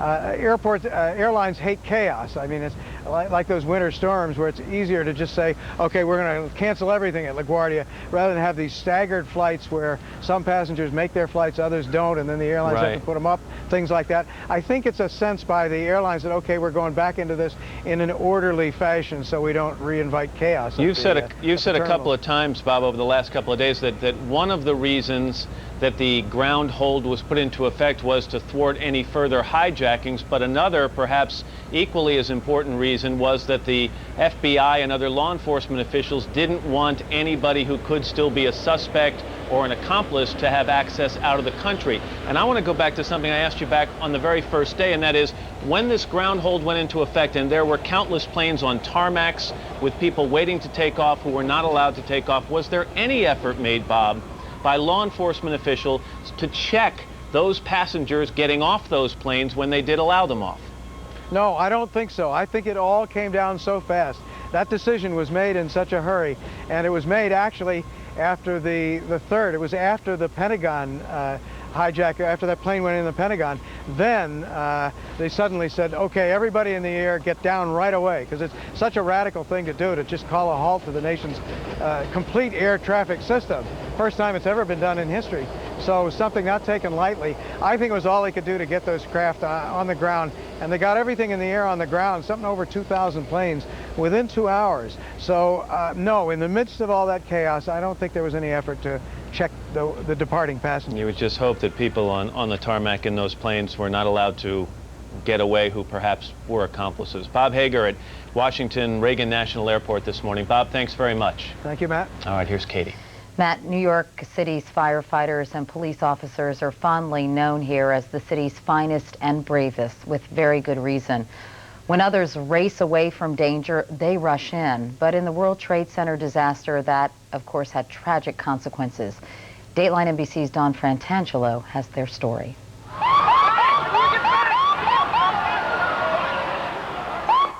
The date, September 11th, 9/11, will forever be etched in our minds. It's eerie to think that hundreds of people were probably dialing that date, 911, after the first plane slammed into the World Trade Center. And when those 911 calls started pouring in, New York's firefighters and police couldn't stand around in shock like millions of other New Yorkers. You guys going back? Yes. It's our job. They had a job to do, a job that would cost many of New York's finest and bravest their lives. Every company across the city has lost somebody. It's hard. It's hard. As the towers were burning, hundreds of firefighters and police were sent into the buildings. The firefighters were from some of the city's most elite rescue units, teams of 6 who were specially trained in building collapses. While thousands of panicked office workers were running down the stairs, hundreds of firefighters were running up. I guess it was about the 27th floor. The firemen started coming up into the building. And I just felt that they were very brave, and you know, we were kind of clapping for them and wishing them luck on their way in. But they were not so lucky. As the rescuers tried to save more people, the towers collapsed. First one, and about 40 minutes later, the other crashed to the ground. Are you thinking of the firemen because you fear that they were perhaps trapped in the building when it collapsed? I think they probably were. I think there were a lot of them that did get trapped in there, and I think that's very sad. They were all nice, young, healthy, good-looking guys. And it wasn't just the rescuers on the inside. As the cloud of debris rained down, it destroyed a command center where 2 of the fire department's top commanders were stationed. I don't know what to say. We lost people that have given over 40 years. Our job was never meant to be like this. This is something that nobody would ever figure could happen or would happen. By late last night, as firefighters continued to battle fires and search the rubble, the numbers were staggering. We've got over 300 people that are missing that we can't account for. We believe that many of them are gone. In one fell swoop, entire on-duty companies from fire stations throughout New York were engulfed in the rubble of the collapsed buildings. All just doing their jobs. Now all just gone. The numbers keep adding up. 7 from a rescue squad, 8 from a ladder company, and from here, a captain and a beloved chaplain. For 10 years, Michael Judge, Franciscan father and fire buff, ministered to the men and women of the fire department. Yesterday, he answered the call quickly and died in his line of duty, giving divine comfort. He had a way about him that just soothed all your feelings and emotions, and it let you go back to the firehouse thinking that this is okay and everything will be okay. He was a great man. Support poured in from the neighborhood for the hundreds who simply answered the call. Their fire truck, windows blown out and covered with dust and debris from the blast, now a shrine. The Beatitude reads, "Blessed are those who mourn, for they shall be comforted." But without Father Michael, who will comfort them now? In a time like this, Father Mike would be the one we would all turn to, and they took him from us. It's very, very hard right now. And in Lower Manhattan, Rescue Squad 18 and Ladder Company 20 together lost 15 members. This is astronomical. I think right now we're probably all in a state of denial, which is probably how we're getting through it. I don't think this is all going to set it. Right now we're too busy working. Later we'll think about it. Their colleagues left behind feel they need to do something, anything. So first thing this morning, they boarded a bus heading for Ground Zero to find the fallen. What do you hope to find? Just hope to do what we can do, anything they want us to do. Just gonna go down there and see if we can find them. Missing are elite firefighters like Manny Mojica, who started out years ago with firefighter Brian McKeever. Manny and I sat next to each other in Proby School. I always remember his smile. He's a good man. A lot of good men. It's their second nature. In an emergency, police respond, firefighters rescue, and even after an unimaginable toll, they're still at it. It hurts so much inside right now, and our main goal is just to try to get every person, every brother, every civilian out of that building right now and let them rest in peace. It's very, very hard, but we'll get through it. We have to.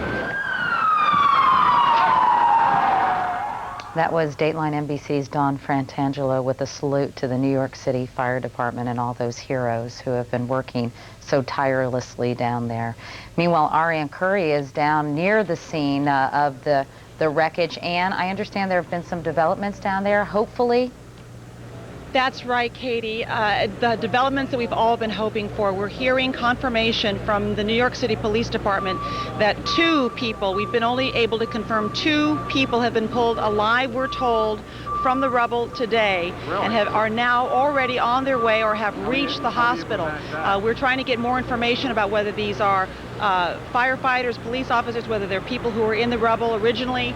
We don't have information about that. We do know that originally, just about 10-15 minutes ago, the word came out, people were on the band, the radio, the police communication system band, communicating about this, and we just spoke to a police officer who confirmed 2 people, we don't know who they are, taken to the hospital alive.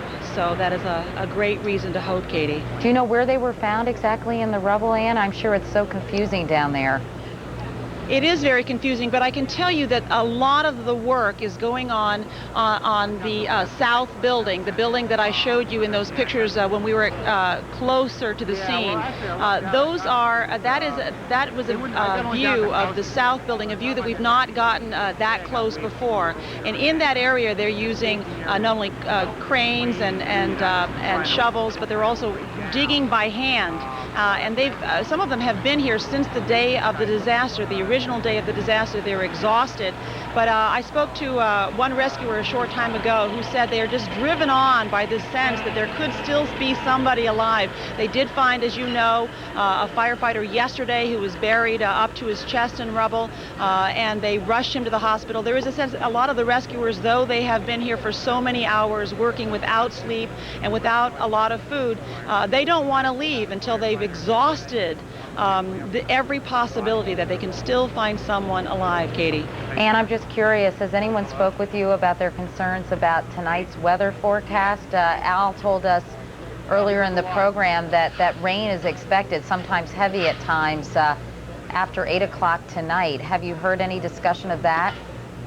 I have not, to be honest with you, but I can tell you that the dust issue is so great that if at least that rain comes with less wind, that would be extremely helpful. They're driving up and down this road and many others all around here with trucks that are spraying water, basically to keep the dust down because it's flying in their eyes, it's getting in the way. I don't know what that will mean actually on the scene, and that'll certainly be a question now that I know this information that I will pose to the rescuers there. I do know this, just a short time ago, they were bringing in something I hadn't seen until today. They were bringing in scaffolding, the kind of scaffolding that many of us here in New York are used to seeing outside of big, tall buildings. They're used just basically as support as work is being done on the outside of the buildings.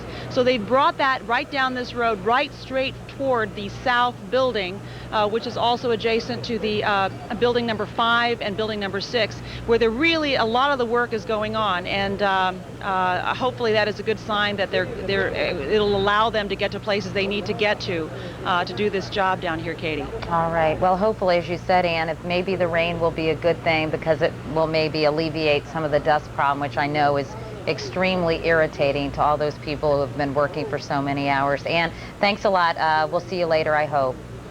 All right. Okay. Now, with more, here's Matt. Katie, thanks. Arthur Del Bianco, Marlene Cruz, and Hersley Lever all work with ABM Engineering. They were at the World Trade Center on Tuesday and were injured in the attack. They're at Bellevue Hospital.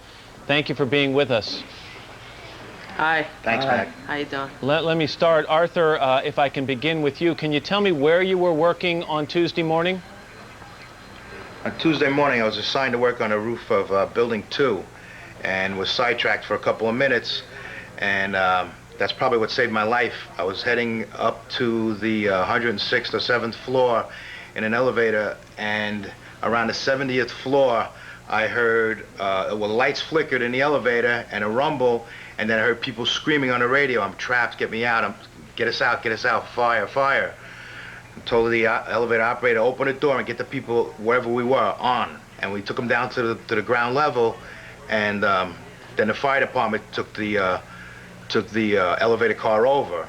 I went downstairs looking for my fellow workers because at that time I didn't know the extent of the explosion. I thought it was just an explosion, not that it was the two planes that ran into the building. So we were looking subgrade for fellow workers. And I got out of the building at one point and saw the two planes in a building burning and people jumping out of the building, and started to round up guys on the radio to see who's out, who's missing, you know, because we work below ground. There's 6 levels below ground, and it traverses throughout the complex, throughout the 5 buildings. I went looking for my friend Hershey Lever over here, and couldn't find him. Myself and Mike Pecoraro were back in the building looking for him, and we couldn't find him. We helped the paramedics to work their way down, and the firemen to work their way down because Marlene was hurt on the 2nd level below ground. At that point, we got out because the smoke and the water was getting too heavy, and when I got up to the concourse level, it was just like, you know, like gunfire, and then just 3 big explosions, and the elevator banks came down, and the windows and the glass and the stainless steel and the marble just started pushing us. We started running to get out of there, and it pushed us through the rubble like 25 to 50 feet, and I wound up hanging by an elevator pit with my hand on a turnstile. When I awoke, when it stopped, I felt someone walk over me, and it was a firefighter. I heard his Scott pack or his tank, and I just reached up and grabbed, you know, for anything going by me, and I grabbed his belt, and he helped me to my feet, and as we went along trying to find our way out to Liberty Street, we just grabbed people along the way, and just said, hold on, don't let go, just, you know, caravan out, everybody follow each other out, hold on to each other. I got outside. I just want to say, I want to ask. When I got outside, the building come down. So how far away from the building were you when it actually collapsed? We just stepped across the street by the financial center.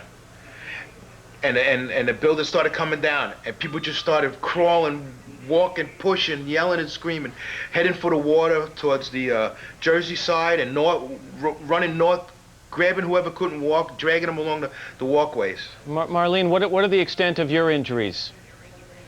Well, thank God I'm not that bad anymore. My back is just very sore since all the debris fell on me. My leg is sprained. I have it in a cast now, but so far it's been good. Thank God. But I walked in here, felt like a whole truck fell on me. I can imagine. Can you just describe, you know, where you ended up when you finally came to a rest, I guess, after this incredible ordeal? Just describe your surroundings. What were you seeing? Well, like I said, I got on the 50 car, which is the freight elevator. I was going to do a job on the 46th floor, and the elevator operator closed the door. It was just me and him in the elevator. All of a sudden, I heard that explosion, and the doors blew, and the elevator dropped, and there was smoke, fire, water all over the place, debris, concrete, you name it, just fell on top of us. How far did the elevator drop?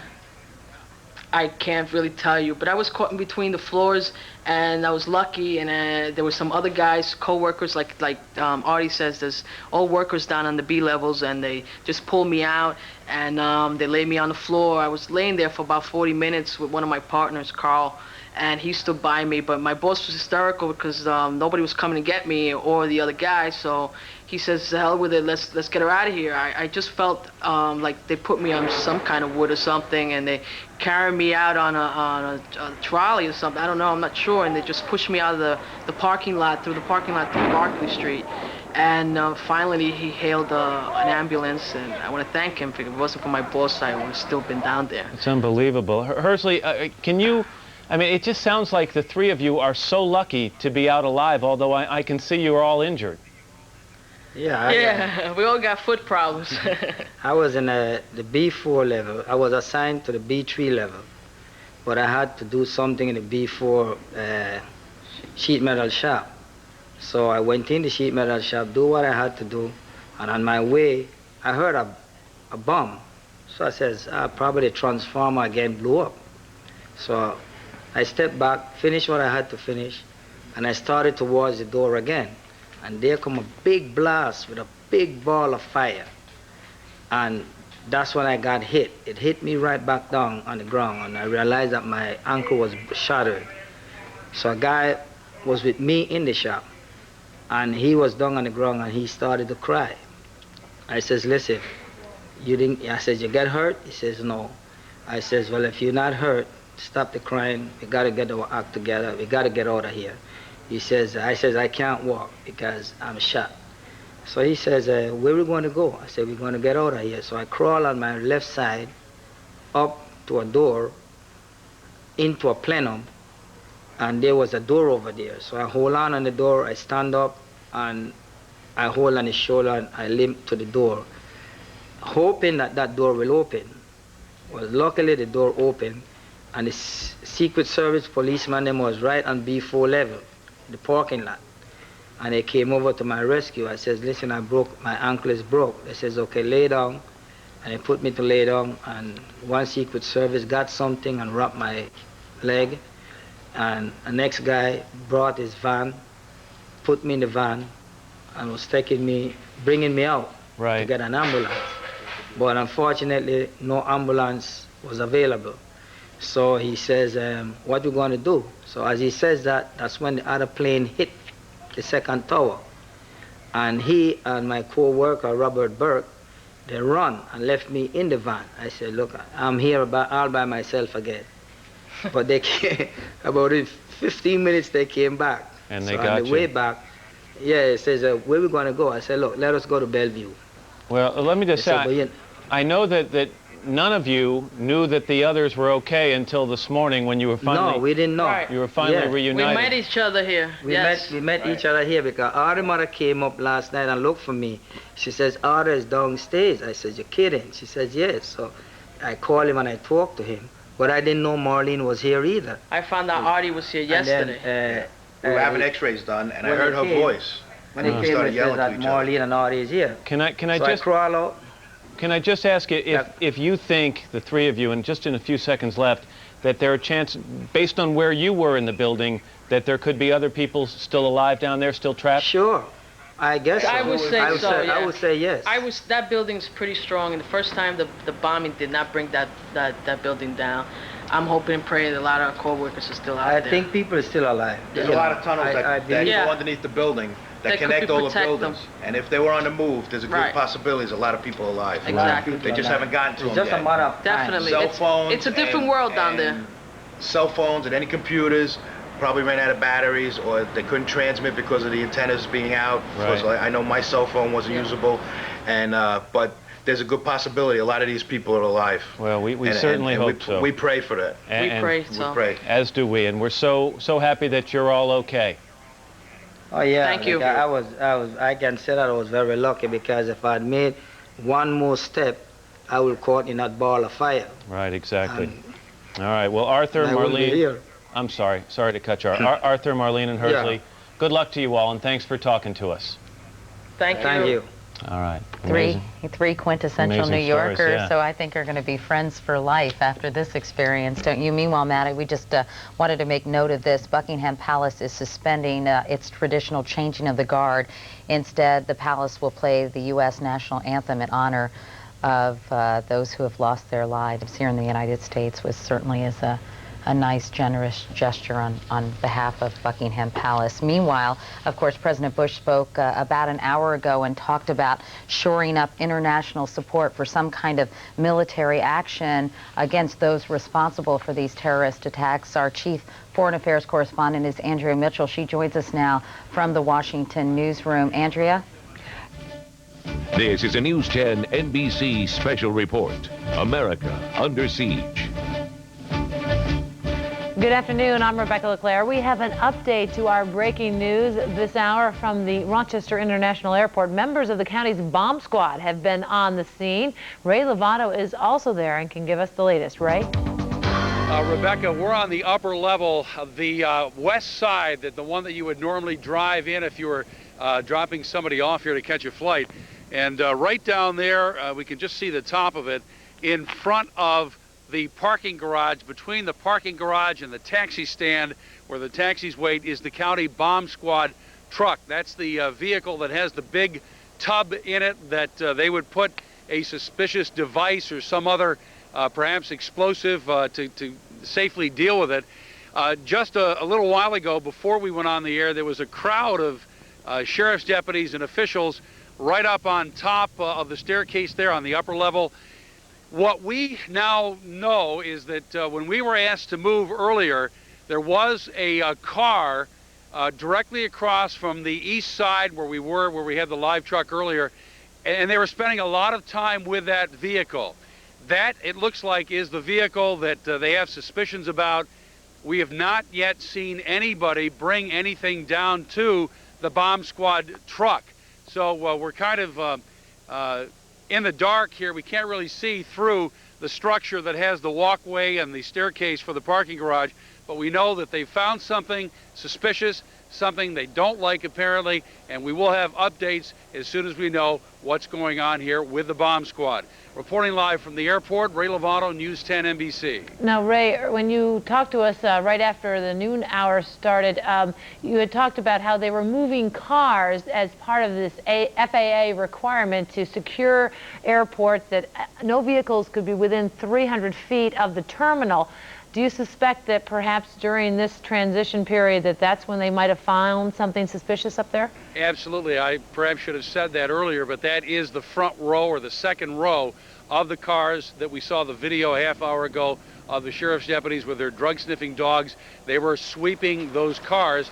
Those cars, the front row we know is 180 feet from the front of the terminal. So I'm sure that that's what they discovered, something that they didn't like the looks of when they were making the sweep with the dogs about a half hour, 45 minutes ago. Why don't you remind our viewers also what the airport administrator talked about earlier this morning in terms of air travel from Rochester? Although the FAA has said that as of 11 o'clock this morning, airports can open, and I understand from the network coverage that as many as 100 airports around the nation are ready. Each airport has to decide for itself when it is ready. It then contacts the FAA to be certified. This airport, in many respects, is ready, although for two reasons it's not. The airlines themselves say they're not ready, and these vehicles have to be towed from that space 300 feet from the terminal. The airport administrator, Terry Slayball, thinks that they can get these vehicles towed by 3 o'clock today, although now that this has happened, perhaps they've suspended that. We have seen some tow trucks bring some vehicles out of the parking garage. They're dumping them or depositing them in the short-term area further away from that 300 feet distance. So as of 3 o'clock, if all goes well, then they can have the airport certified to be open. That does not mean that passenger traffic will then resume. That probably will not be until tomorrow morning. All right, thanks for the update, and we'll continue to keep our viewers we'll monitor the situation and keep them updated on what's developing out there at the Rochester International Airport. Ray Lovato reporting live. We can also tell you that Monroe County Executive Jack Doyle is putting out a call for local churches to show solidarity with the people directly affected by these tragedies around our nation. He's asking that churches ring their bells for 5 minutes starting at noon tomorrow. Tonight, the county legislature will also endorse legislation encouraging all citizens to fly the American flag in a show of support as well. That's the latest from News 10 NBC. I'm Rebecca LeClaire. They believe that there's still some out there. They believe that there are people capable of hijacking a plane. That means that they know other people who have been trained in flight schools. One of the things that Pete Williams reported exclusively yesterday was that the Florida Flight Training Center was not the only flight training center that was involved in this case. So that means that our FBI experts are on the trail of other people trained who are not on these 4 jetliners. That's probably the basis for what the official who was just telling me in this warning when he said that this is not all over. Right. Another couple of points, Katie, if you have just a second. Sure. There have been some erroneous reports that Osama bin Laden is in custody in Afghanistan. The word that I'm getting from top officials is that that is nonsense, and I'm cleaning up the response. That this is disinformation being put out by Afghanistan, that the people who are in the position to know such things would know if Osama bin Laden were in custody, if the Afghans or the Pakistanis had in fact agreed to cooperate so completely that they actually had their hands on bin Laden and were either about to turn him over or were going to hold him. But that is not the case according to the highest levels of the U.S. government. Before we go, Andrew, on the diplomatic front, President Bush did speak, as I mentioned earlier, about shoring up international support. He's had conversations with several world leaders. He talked about meeting with King Abdullah of Saudi Arabia. How is that going in terms of finding out how much international support there may be for some kind of unilateral or multilateral military response? Katie, I think they're making very good progress on that front, that the President and Colin Powell in particular have done quite a bit in terms of getting this unusual, extraordinary, in fact unprecedented NATO agreement that for the first time in its 52-year military history, NATO is willing to give military support to the United States, to one of its members, for an attack on this member state, on the United States. So as soon as they prove, as we can prove effectively, that this is an external attack, that will then lead to military support from NATO. That means intelligence sharing on a larger basis, and as you know, NATO is no longer the European countries that we're familiar with. It is the broader group that is involved in NATO now, and that is a very big advance. What about some of the countries that heretofore have not necessarily been that supportive and cooperative to the United States? For example, Pakistan, that seems to be sort of the country that everybody is focusing on right now. What about Pakistan and other nations? Pakistan in particular has promised today cooperation, but the jury is still out on that. Officials here in Washington are saying that they have played both sides of the fence before, trying to placate Afghanistan and the U.S. at the same time, so they are not yet persuaded until Pakistan delivers. What about moderate Arab nations like Jordan, for example? I mean, it's fairly risky, isn't it, for some of those countries? Jordan has been heroic. Yes, Jordan has been absolutely heroic. The Millennium bombing plot against U.S. targets in Jordan would never have been prevented and foiled if not for Jordanian intelligence. In fact, the first break in the case on the Millennium bombing plots of the people crossing over from Canada that were targeting LAX, that came from Jordanian intelligence. So there is no question that the new king who succeeded King Hussein, King Abdullah, and the intelligence apparatus in Jordan have been cooperating extensively with the United States. Egypt is also saying that it is cooperating, but clearly Egypt would be less pleased with a strike against Osama bin Laden, a unilateral strike at this stage. They are a little more queasy about it. They have a lot more at stake. What about Syria? Has a lot of support in Egypt. Syria, not at all. They have not, to my knowledge at least, gotten cooperation from Syria. The Gulf states, which of course we bled and fought for Kuwait and Saudi Arabia, you're seeing signs now of Saudi Arabian support. I have not heard of a great deal of support from Kuwait, but people like Colin Powell have a unique relationship with many of those Gulf leaders because of the partnership during the Gulf War, and he's working very hard on those accounts. And Andrew, one last question. Is your impression that the U.S., if there is a military action or a military strike, would act on its own militarily and share primarily intelligence or staging areas with other countries? Or have you been led to believe by State Department officials that this might be a concerted efforts with our allies also participating?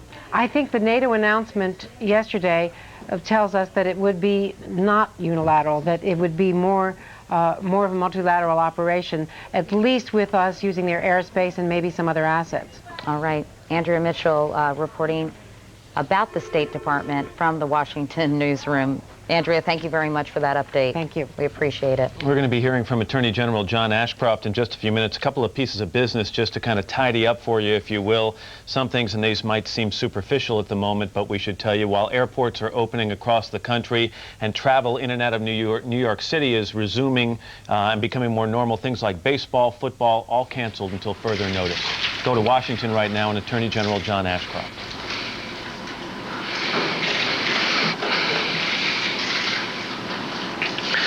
September the 11th, 2001 was a day of unspeakable violence and outrage, but also a day of heroism and sacrifice.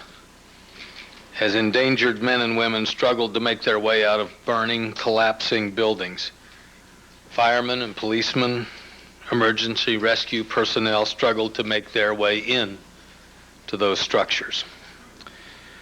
Many, and we don't know how many yet, never made it out of the buildings. Even as we continue to hold out hope that more of these brave Americans will be found alive, it is my duty as Attorney General to begin to process the provision of relief to the families of public safety officers who sacrificed so that others might survive the attacks of September the 11th.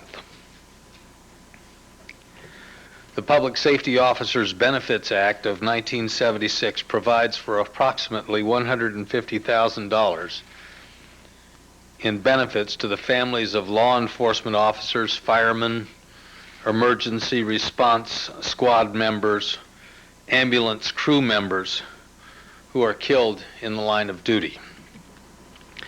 This morning, the President of the United States, President George W. Bush, directed me immediately to implement procedures to streamline application processes and approval processes of claims for benefits under this act.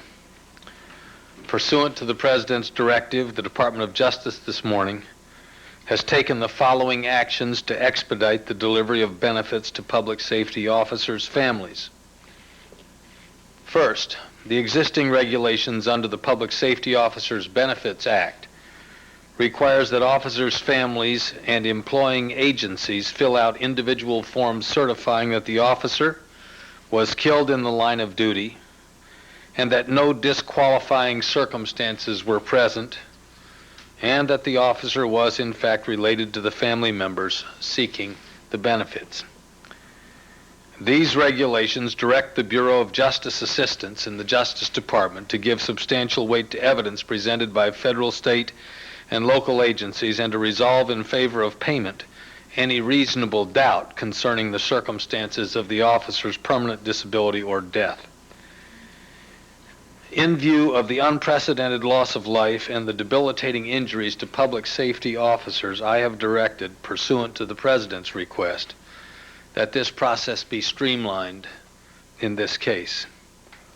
I am directing the Office of Justice Programs to exercise the full scope of its direction and its discretion under the statute and regulations to accept applications, consider evidence justifying claims, and to process prompt payment of benefits. In cases in which